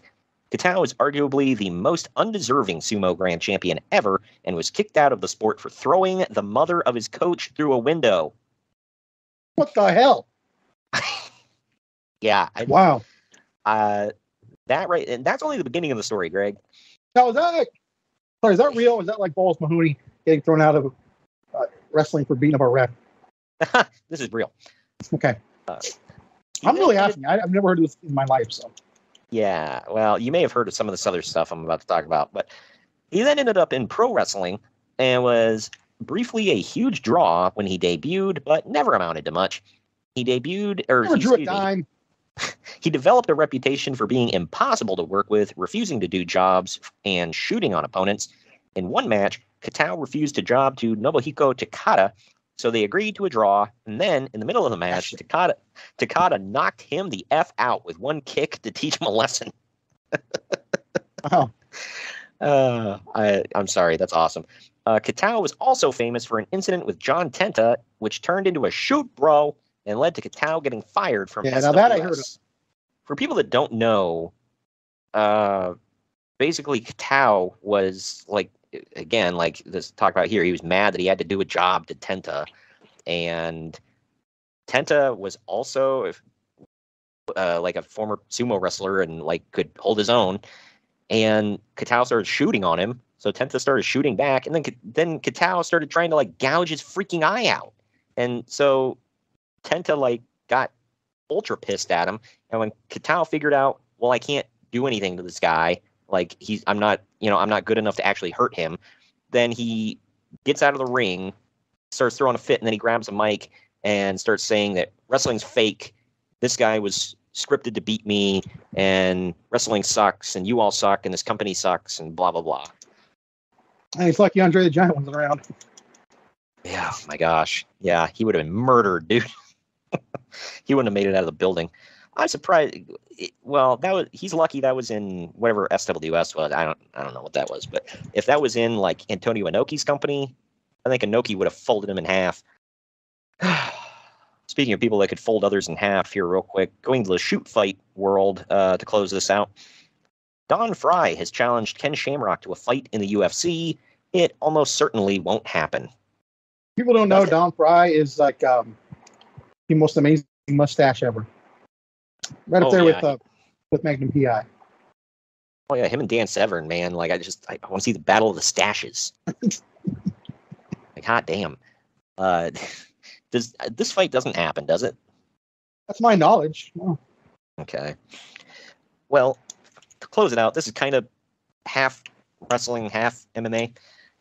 In an internet chat, Dan Severn was asked about his feelings on Ken Shamrock and basically flat out said that Shamrock is on steroids and that most bigger guys in wrestling are. My God. Severn has always been outspoken against steroids and accused Shamrock of using them in their 1995 fight.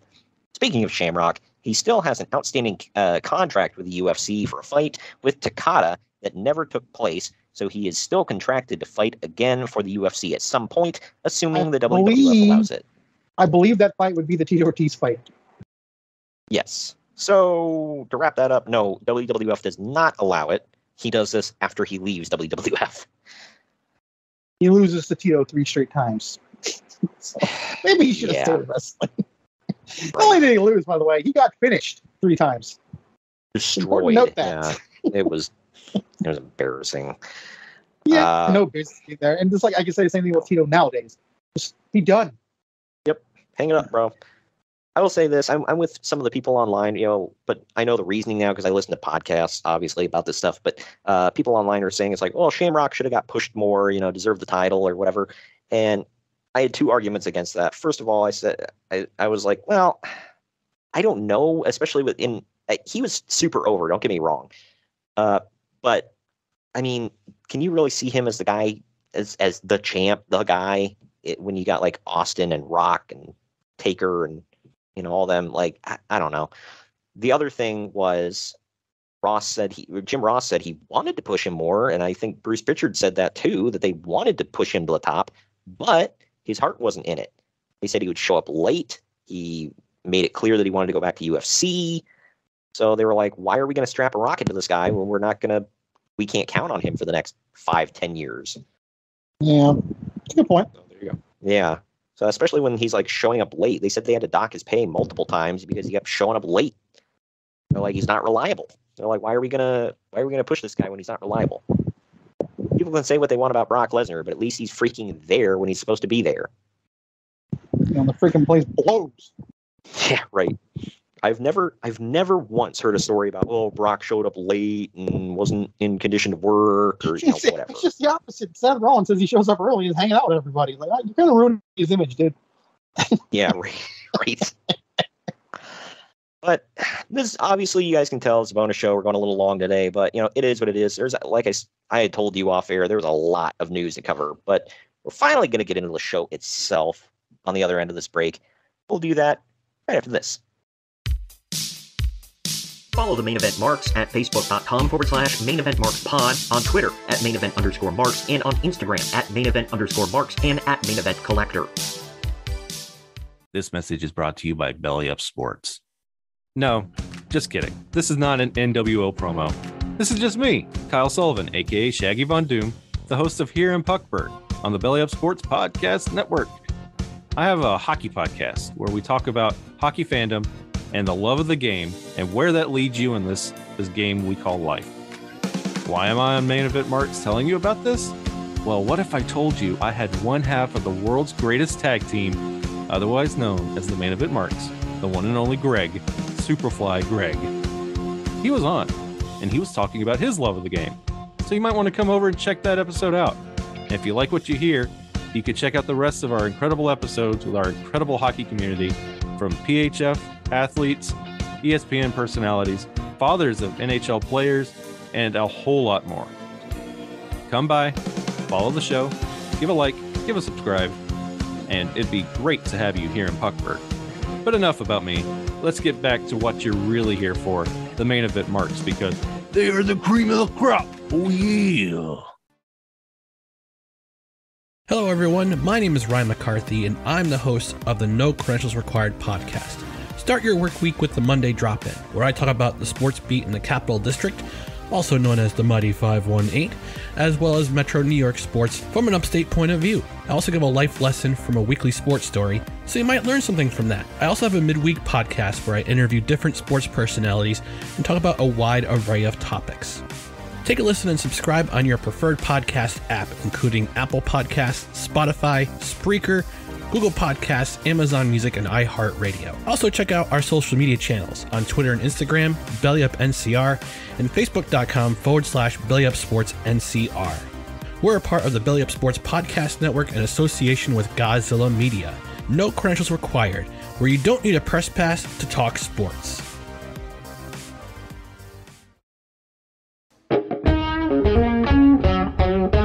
Marks are available wherever you get podcasts and on YouTube.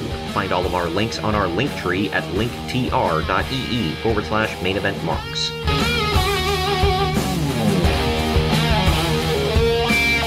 And we're back. Jumping into WCW Nitro from July 6, 1998 in the Georgia Dome in Atlanta, Georgia. Dome, bro. I don't know why the hell I said that. Good Lord. No idea. Because I want to do the show. Thank you, good Lord. The attendance for this one was 41,412. That is insane. Hold on. What does Dave say? I want to know what Dave says. That's Dave's number, actually. Wow. So, yeah, right. I don't like this show because I'm not able to crap on him, man. He's been like, not a piece of crap. Yeah, okay, right. I guess you're right. But the TV rating was a 4.9. Raw is War, for comparison, was a 4.0. I feel like, and I don't know, I don't know how things worked back then, but I know there was the Monday Night Wars, but it's like, I don't care who was beating who back then. Like, even Bruce Pritchard talked about when they were losing for 83 straight weeks, they were still making money and doing great ratings and stuff and all that in WWF. Why couldn't both companies just keep going, not necessarily having to, quote unquote, beat the other one? I mean, for a lot of people, they said Bischoff was so obsessed with the ratings. This show, by the way, right here, shows that that's true. Not to get too far ahead, but this show is on TV, not on pay-per-view. So, yep. There you go. Well, Bischoff's argument was always, he's like, well, we're a TV company, not a pay-per-view company. Like, I get it, I suppose, but at the same time, the counter argument to that was he said pay-per-view was one of the only places where WCW actually made money. So, what the hell? Ironic. Either way. Yeah. But we open up with clips of J.J. Dillon announcing Hollywood Hogan versus Goldberg for the WCW title back on Thunder. Oh man, I remember I was a kid and I heard this. I went crazy. Touching your little weenus. I don't remember why, but at the time I thought he was going to announce it was going to be Diamond Dallas Page. Well, actually, now I know why. Because Diamond that was Dallas the White match. trash. That's my line. But that's Right. probably why. I thought he was going to announce Page because they're wrestling the pay-per-view. When he said Right. Goldberg, man, I lost it. Yeah, it's like, whoa, what? But this kind of proves that this was a last-minute decision, at least in my eyes. It's like, crap, we need to pop a rating. Send JJ out there on Thunder and announce it. According to some people, according to Bischoff, it was going to happen no matter what. It just was a dark match. Yeah. This match was always penciled in for this Nitro, apparently. Right, yeah. It was a dark match, but it was like, it had to have been a last-minute decision where it was like, well, we got to put it on TV, pop a big rating and whatever. It's like, I mean, not that it wasn't cool and it did pop a rating, but like you said, neither guy was really involved with each other. Like, Goldberg was involved with Kurt Hennig. Hogan was involved with Page. Like, it's just kind of random. Plus the fact that Goldberg was a U.S. champ at this time. Yeah, but to argue that, though, he should be the number one contender because that's what it was meant to be for many years. Yeah. So, I mean, that kind of makes sense. Yeah, I get that, but it just, I don't know. It just seemed kind of weird. Either way, the Nitro girls dance for a bit as the announced team of Tony Schiavone, Mike Tenay, and Larry Zbyszko hyped the show. Hollywood Hogan, the Disciple, Eric Bischoff, and Elizabeth now come to the ring. Hogan hypes the upcoming match at Bash at the Beach, where he'll team with Dennis Rodman to take on DDP and Karl Malone. By the way, earlier this week, you could hear our review of Bash at the Beach 1997, where Hogan also teamed with Dennis Rodman, but he took on Lex Luger and the Giant. But he The Giants did something different this year. Yeah, right. He then basically says that he doesn't think Goldberg deserves to get a WCW title shot, so he's got to beat another NWO brother to earn his shot. Because, you know, he can overrule the commissioner, president, or whatever the hell JJ was. Commissioner, I believe. I'm going to assume this was because he had Bischoff with him that he could do this, because otherwise this makes zero sense. Yeah. I'm going to go with that. We now go to Mean Gene Okerlund asking some guy from Arkansas who won a car last year how often he actually drives it. Random segment is random. But we now go to our first match of the evening. It is Booker T defending the WCW World Television title against Dean Malenko. This match starts the trend of short ones I was telling you about. It's 3 minutes and 42 seconds long. My note for this is, how the hell do you not give these two guys more time? Because storylines, bro. And he's not even here yet. And this is a 3-hour show. I can't stress that enough. In the end, Chris Jericho comes out to distract Malenko with a promo. Booker capitalizes with a scissor kick for the 3 count. I got some notes from Mike Fitzgerald from 411 Mania, who gave this 2 stars. I don't think you and I rated any of these. I didn't. Yeah, so. I was pretty pissed off that a match like this doesn't get more time. Yeah, kind of dumb. Yes, Booker and Dean Malenko, they really couldn't do much together, right? Oh, yeah. What have they ever done? We now get Goldberg doing push-ups backstage. And now we go to Karl Malone cutting a promo on Dennis Rodman ahead of Bash at the Beach. And now we go to Canyon versus Raven with Lodi in his corner. This goes for 2 minutes and 15 seconds. Yeah.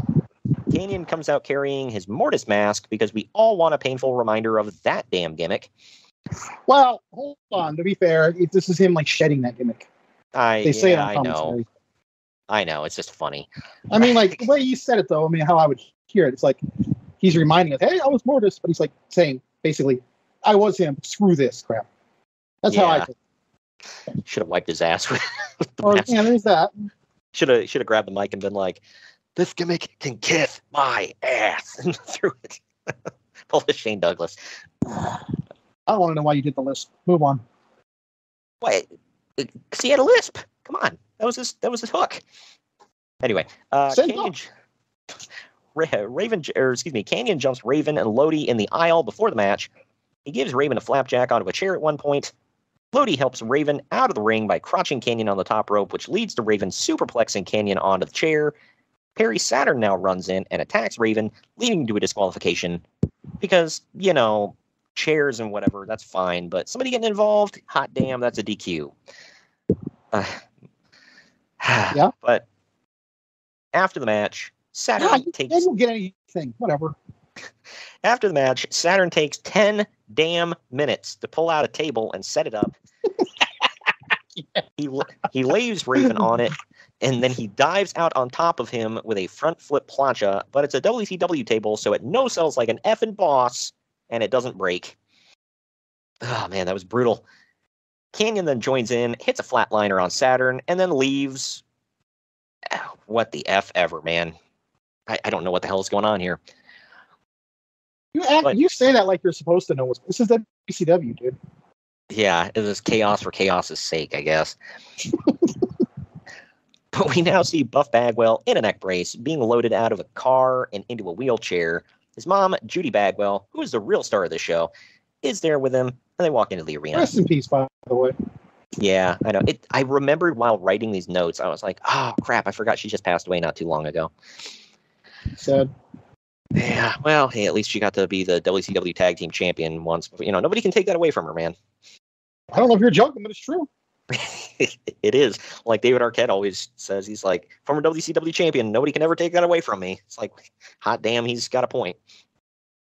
But we get a recap of Diamond Dallas Page and Karl Malone driving cross-country to Nitro in a semi-truck for reasons.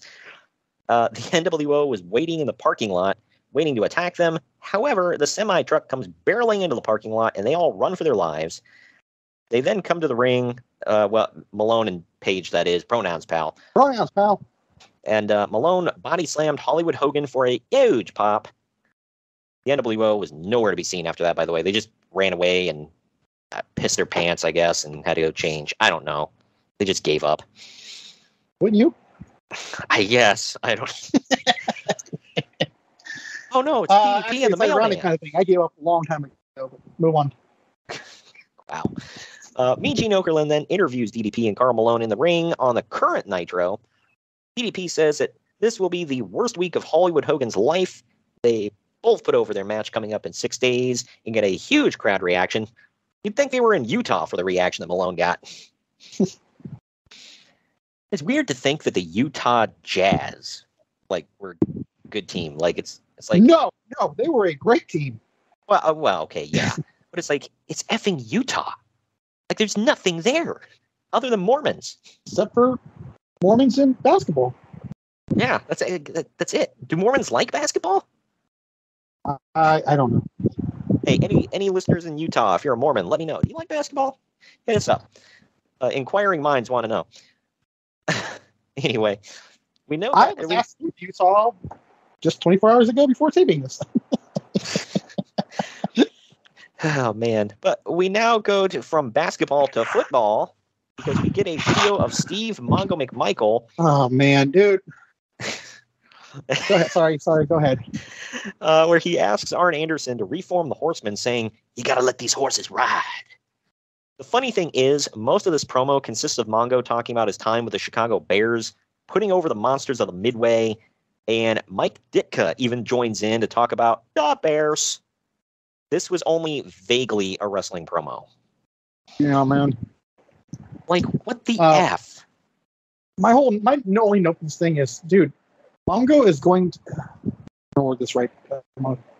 Dude, seriously, that's all he's ever going to remember his whole life is the Bears. He's probably the most proud Chicago Bear has ever been. Probably even more than Walter Payton. He played on that team with him. He was one of the greatest running backs to ever live. Guarantee you Mongo's more proud to be a Bear. Yep. Yeah, I don't know, man. It was such a stupid promo, man. It's like, I hate saying this too, but the way the camera was on him, as they come like a 3 o'clock angle, and they were trying to build this up as something huge. I'm like, is anybody buying that? People care. I'm sorry, I'm not trying to be disrespectful. I know he's sick at the moment, but is anybody buying that people care about Mongo? I'm sorry, are you? Yeah. Well, and besides that, it just, this whole thing, he's like, what the hell is this promo for? Because he's like, hey, reform the Horsemen. By the way, do you remember when I won a Super Bowl ring in 1989 with the Chicago Bears? It's like, no. I mean, yes, but who cares, man? And then Mike Ditka's like, hey, Mongo and the Bears were great. Oh, yeah, what was it, the Four Horsemen? Yeah, reform that group, whatever. But anyway, the Bears. Like, why is Mike Ditka there? I mean, like, I know why he's there, sort of, but damn. He was crazy. I think they had everything about Mike Ditka and Karl Malone and Dennis Rodman and Kevin Green. Those are pretty big names, all appearing in their company. That's kind of crazy to think about. Like all at the same time too. Yeah, right. I didn't even think about that, but yeah, Mike Ditka was less out of place in that Kicking and Screaming movie.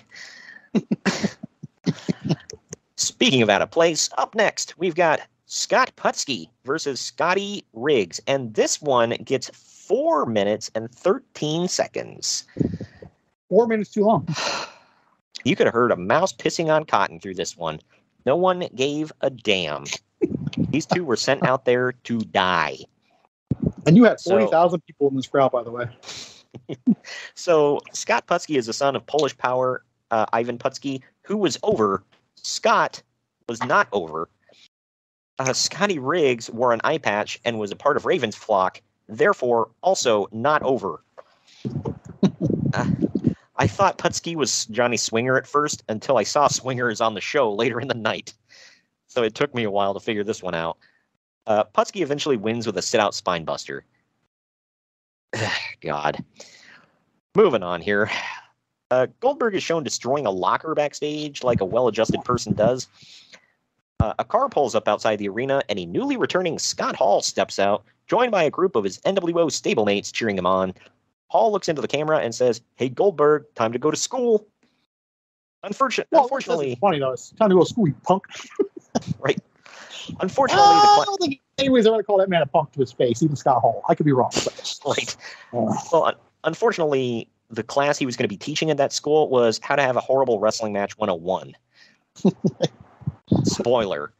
But at least he got a pop. So there's that. I never complained about the Scott Hall match, even though like this is not good. But I love it. Up next, Chris Jericho makes his way to the ring with a microphone in hand, saying that Dean Malenko shouldn't get another cruiserweight title shot at Bash of the Beach, and says the sassy young Latino, Rey Mysterio Jr., should get it instead, since Mysterio beat him last week. I actually have a story about this. What are you talking about?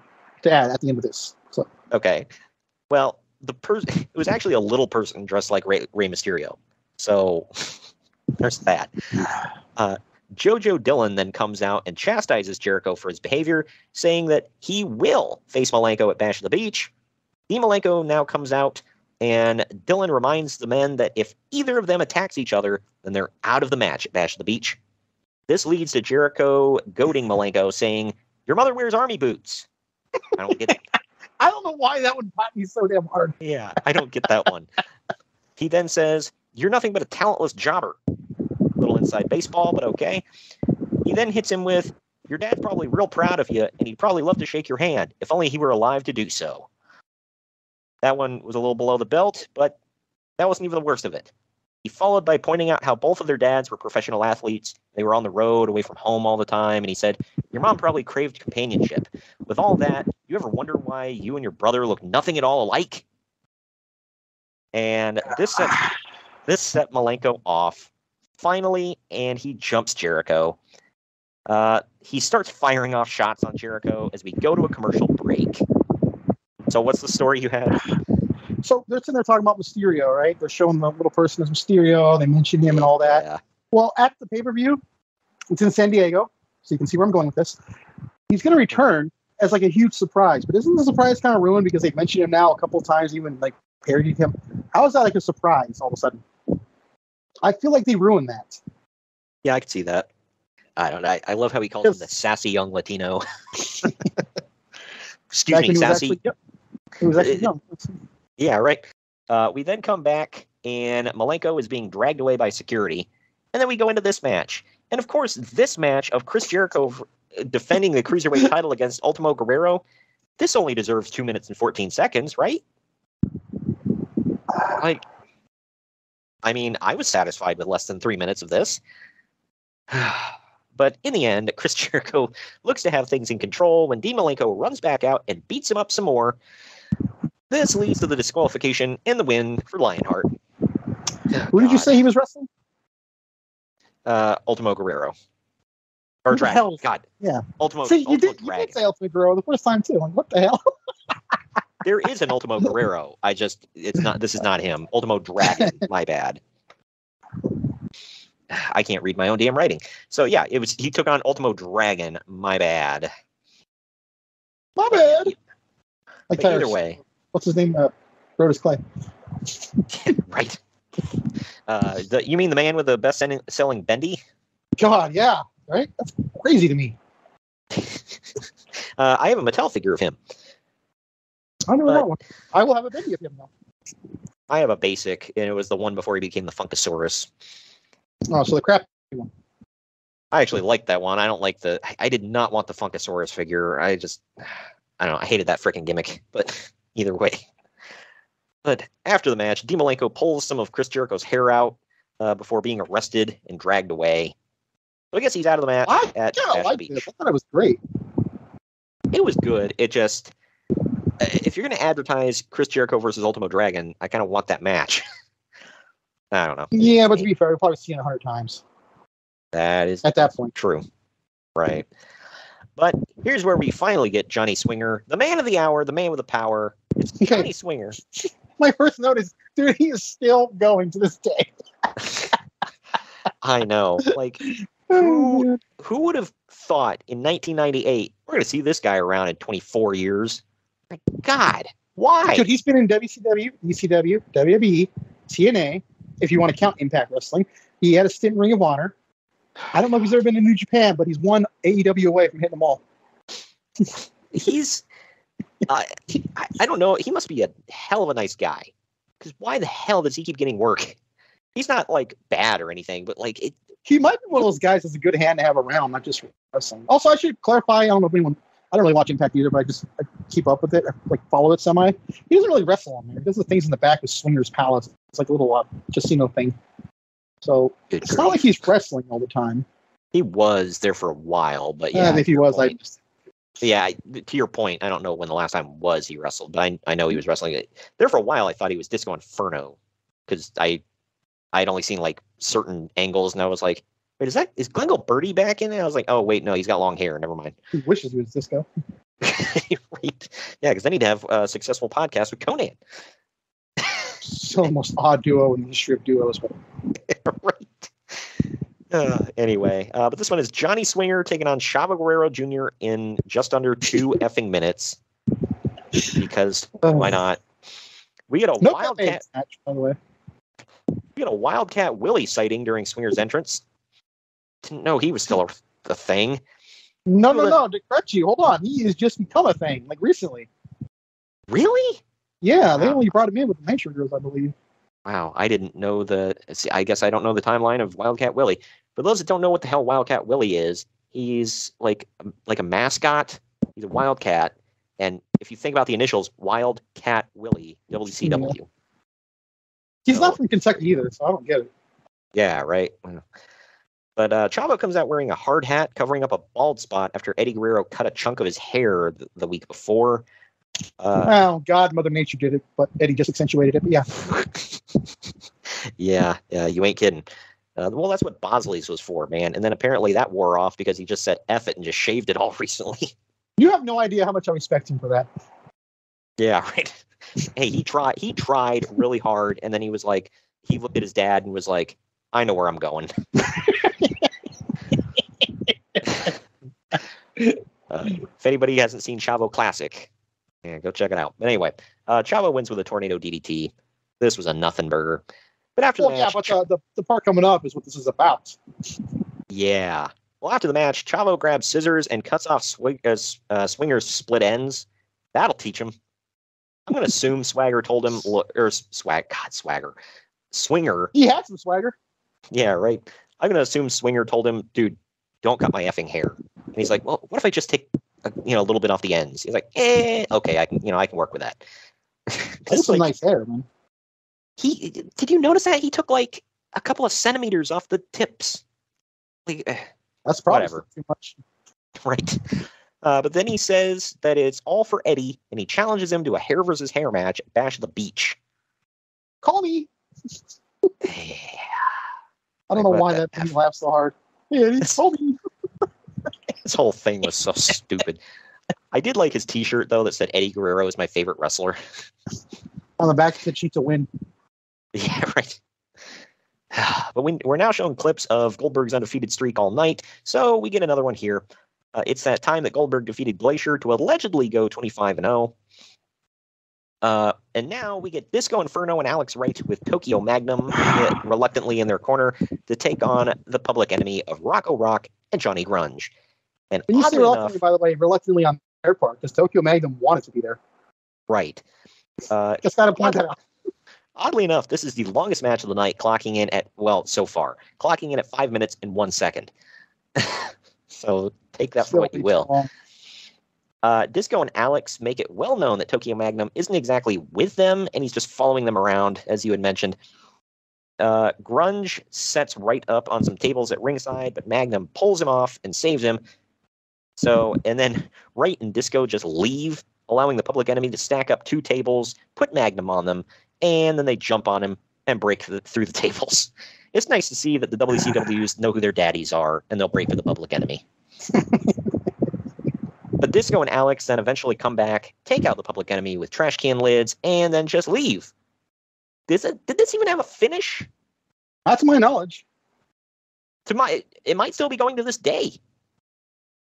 And if that's the case, I think Disco and Alex technically win, if you catch my drift. It is a DQ, right? Yeah, it was literally a brawl to the death. So, I don't know. This was freaking stupid. But then again, it involved the public enemy and the Dancing Fools, or whatever the hell their names were. So they might have been the Dancing Fools here, but I'm going to go with the Boogie Nights because it sounds better. Yeah, they did go with the Boogie Nights at one point, but right here they were the Dancing Fools. I don't know. They went with a couple different names. But the Mean Gene Okerlund is now in the entryway and calls out Buff and Judy Bagwell. Buff is in his wheelchair still and cuts a babyface promo about how happy he is to be back in his hometown of Atlanta. He also pulls a Mr. T and says that if he could go on for the next 3 years about how amazing his mother Judy is, then he would. He talks about his neck injury and how he thought that his career would be, it was going to be over and he was going to be paralyzed. But Buff could have been a major babyface for a while here, but WCW used this to just swerve, bro, and have him rejoin the NWO. And join the man who broke his neck. Does that make sense? Right. Well, actually, I believe Rick did it, really. Scott was holding him. Wait, right. Was Scott holding him? I don't know if... I don't think Scott was holding him. I think it was him. I think Rick just did it and he spiked his head. I don't know. I could be wrong. I can't remember off the top of my head, but I'm pretty sure it was just Scott wasn't holding him there. Man. But obviously, Buff was fine. He recovered from this and all that. But up next, we get our first in-person Goldberg sighting of the night as he defends the WCW United States title against Scott Hall in just under 6 minutes. This was a horrible and sloppy match, which is odd to say because I thought this with Scott Hall would be better than the main event was going to be. Halfway through this one, Scott waves someone down to the ring, and it's the Disciple and Vincent, a.k.a. the Dream Team. Oh, I think the Dream Team. Exactly. Oddly enough, the Disciple was one half of the Dream Team in WWF. However, they only get halfway to the ring before DDP and Karl Malone come out with chairs and take them out. Goldberg reverses an outsider's edge, dropping Scott right on his ass, and finally hits a spear, followed by a jackhammer for the win. Man, I don't know why this was so bad, man. I didn't enjoy this. And I always love it. And like you said, I love Scott Hall matches. Like even the bad ones I'm into. But this one, I was like, whoa. But up next, we get a car crash here for about 3 minutes. It is Psychosis taking on Juventud Guerrera in just over 3 minutes. I'm telling you, man, all these freaking matches with no time. Juventud takes the term suicide dive literally at one point and damn near kills himself. He then ends up winning off of a 450 splash. Yay. So when in reality, we all lost. You're not wrong. And I would figure this one would be good, but I mean, what are you going to do in 3 minutes, man? But well, I mean, let's move on. Well, good Lord. Well, you really want to crank up the intensity, man. Now Raven's Flock comes out and beats up the Luchadors. So, that's really going to get over. Yeah. But then we cut away and get more damn Goldberg clips. Woohoo. But hey, it's better than what we're about to get, because up next, we get Hacksaw Jim Duggan taking on the Giant. In just over 2 minutes. Look, I'm never going to complain that a Jim Duggan match is only 2 minutes long. I'm an ass. But there's nothing happening here. Giant hit. What the hell did you think was going to be happening? Hell if I know. Why do you say it like that? There's nothing happening here. They know, okay? People know. I know, Captain Obvious. But Giant hit Duggan with a chokeslam for the win. This existed to get to a Giant promo, because, we need more of those.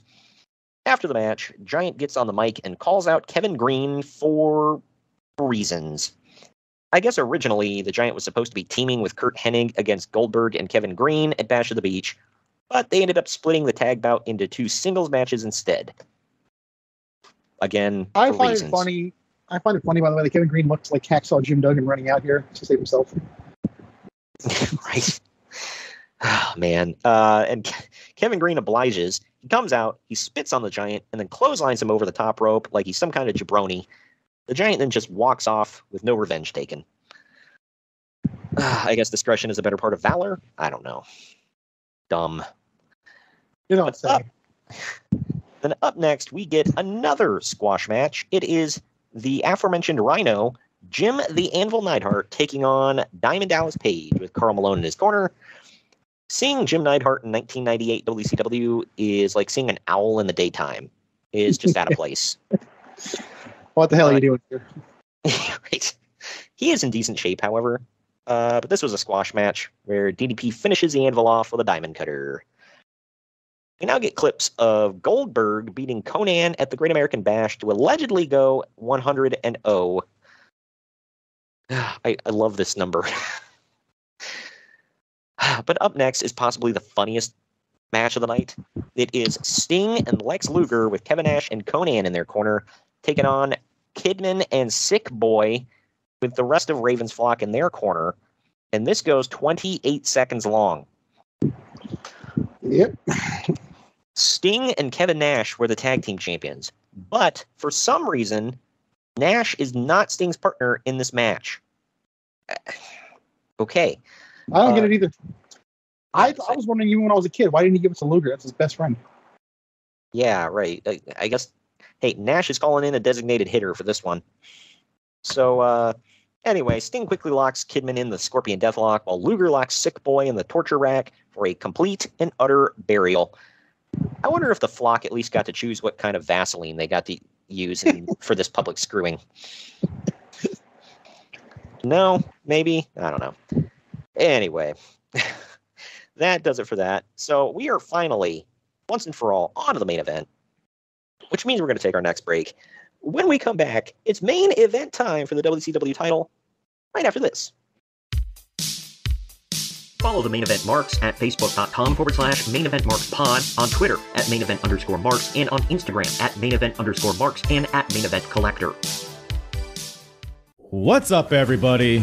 I am the hardest part of the ring, the host of the Apron Bump podcast. Ugh, another wrestling podcast. How many times can I listen to fans tell me who needs a push, who doesn't need a push, who brings Vince's coffee these days? Enough! The Apron Bump is about the journey. It's about nostalgia. It's about discovering new forms of wrestling to really tickle your pickle as a wrestling fan. The podcast brings you reviews of wrestling events all over the world, whether it's WWF, WWE, WCW, ECW. We even cover the golden eras of Ring of Honor, Progress, TNA. and more promotions in the future as well. New episodes every Wednesday. Bump Day, yeah? Go to apronbump.com or go to your favorite podcast platform or YouTube and subscribe today for the most diverse, fan-friendly wrestling podcast in the world. I'm Hard.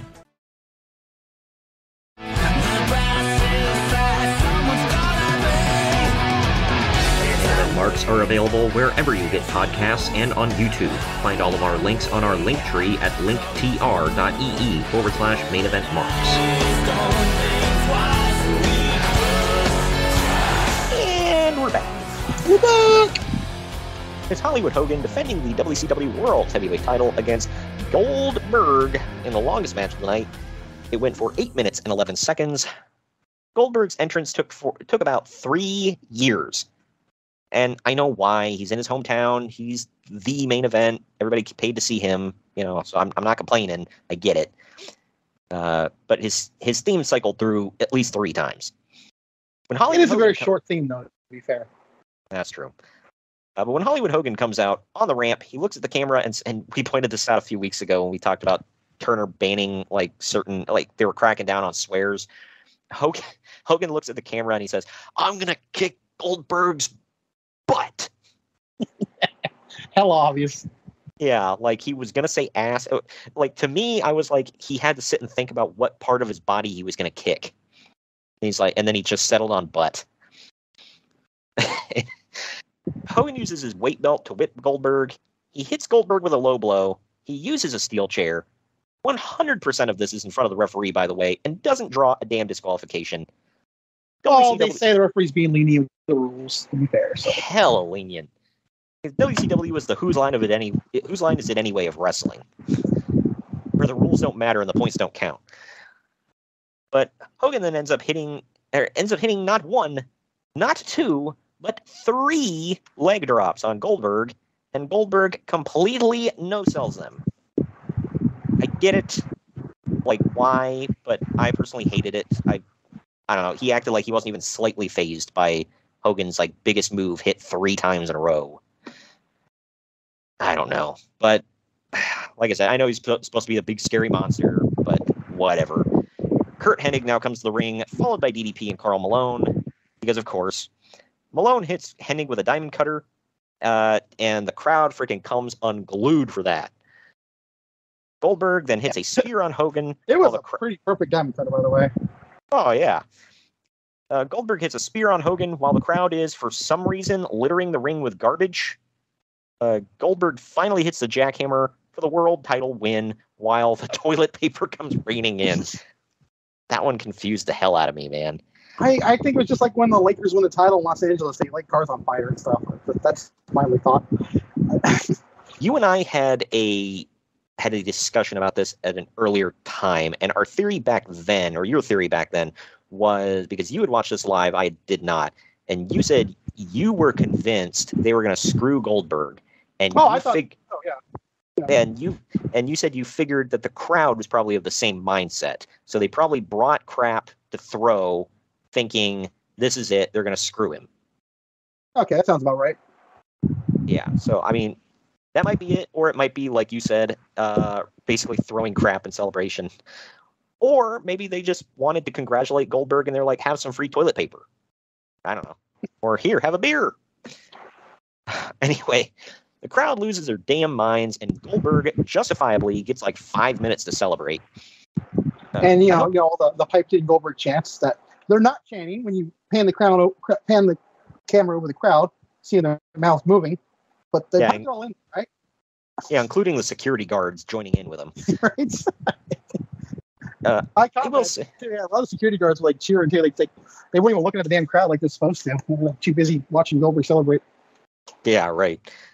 Look, not to be the dark spot in the silver lining of the cloud here, but I hope the Georgia Dome really enjoyed this, because the next time Nitro will happen here, they're going to get the finger poke of doom. Yeah. So and then F in. I actually got to point out, I'm pretty sure this is where WrestleMania 27 was, because the current Falcons arena wasn't up yet. So man, that arena's this is all they got. Wow. WrestleMania 27 in 2011. Let's see. I'm pretty sure it was in the Georgia Dome. Yeah, it was in the Georgia Dome. Wow.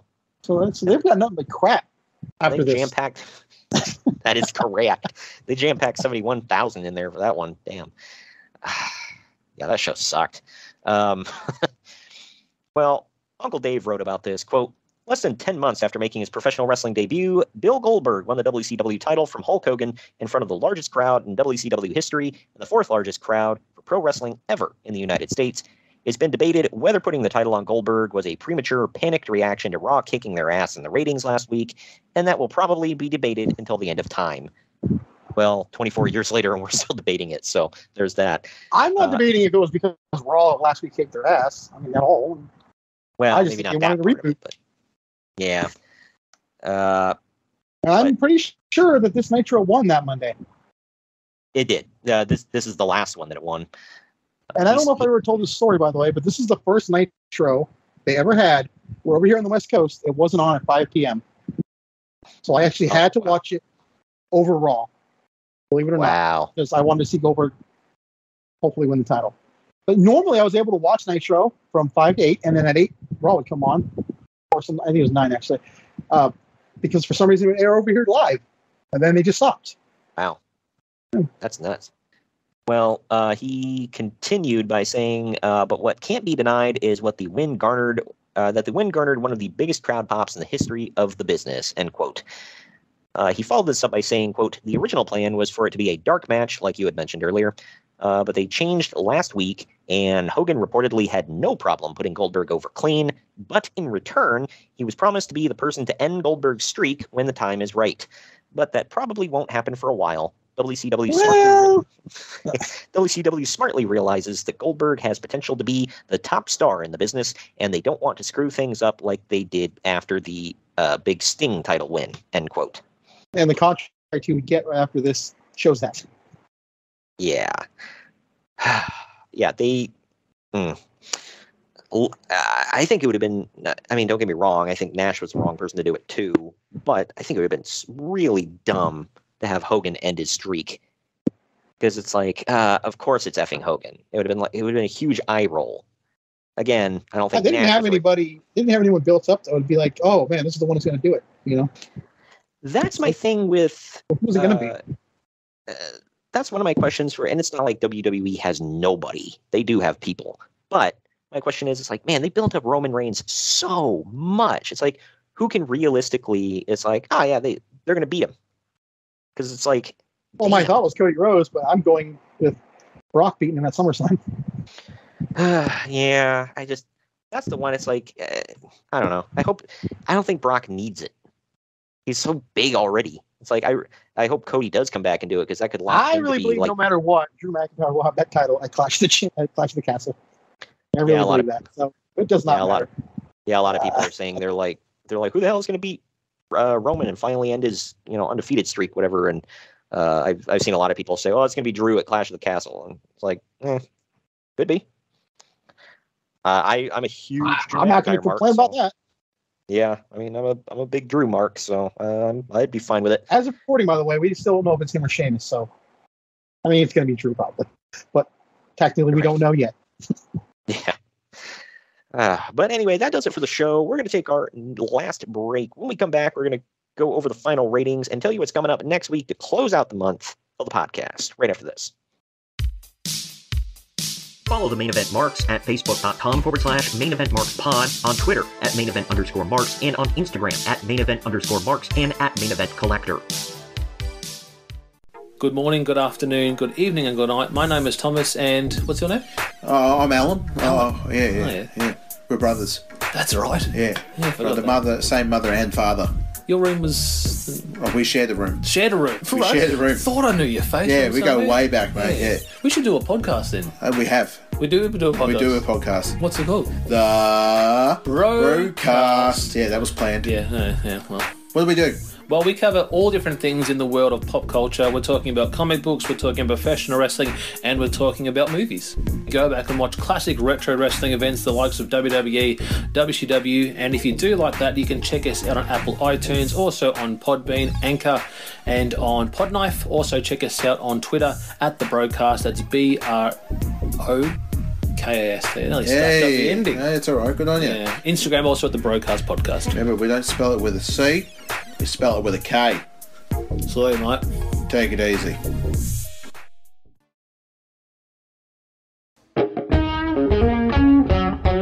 Main Event Marks are available wherever you get podcasts and on YouTube. Find all of our links on our link tree at linktr.ee/Main Event Marks.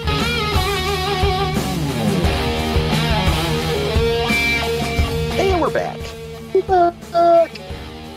Final ratings time.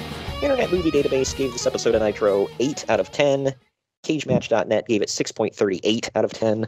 I actually only gave it 7 out of 10 because it had some cool parts to it, but I don't know. All in all, it's like the Goldberg stuff was cool, obviously, but it was clearly building up just for the pay-per-view. What say you?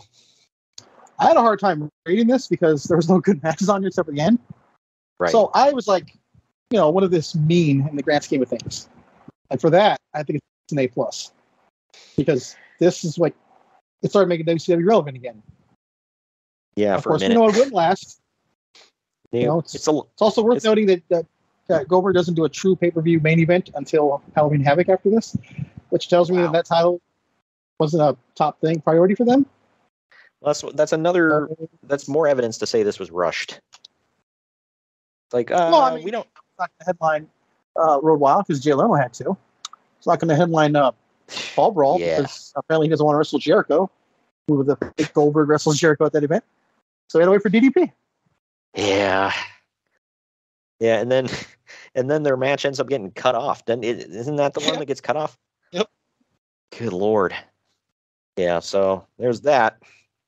But all right, man. Well, that does it for Nitro on July 6, 1998. This was a long episode, but there was a lot to cover. You got plenty for a bonus. I hope you all stuck around with us. It was fun to record, fun to talk about. Next week, we're closing out the month of July. I can't believe it. The month's already almost over with TNA Victory Road 2007. It's our next stop on the 2007 TNA train. This one, not to spoil anything, but was actually a pretty decent show. I mean, didn't blow my socks off, but I didn't hate it. I feel like, I think that's why we're covering 2007, because, I mean, you and I really enjoyed a lot of this year. At the same time, 2000. It's like an every 5-year thing now that I'm thinking about it. 1997 was great.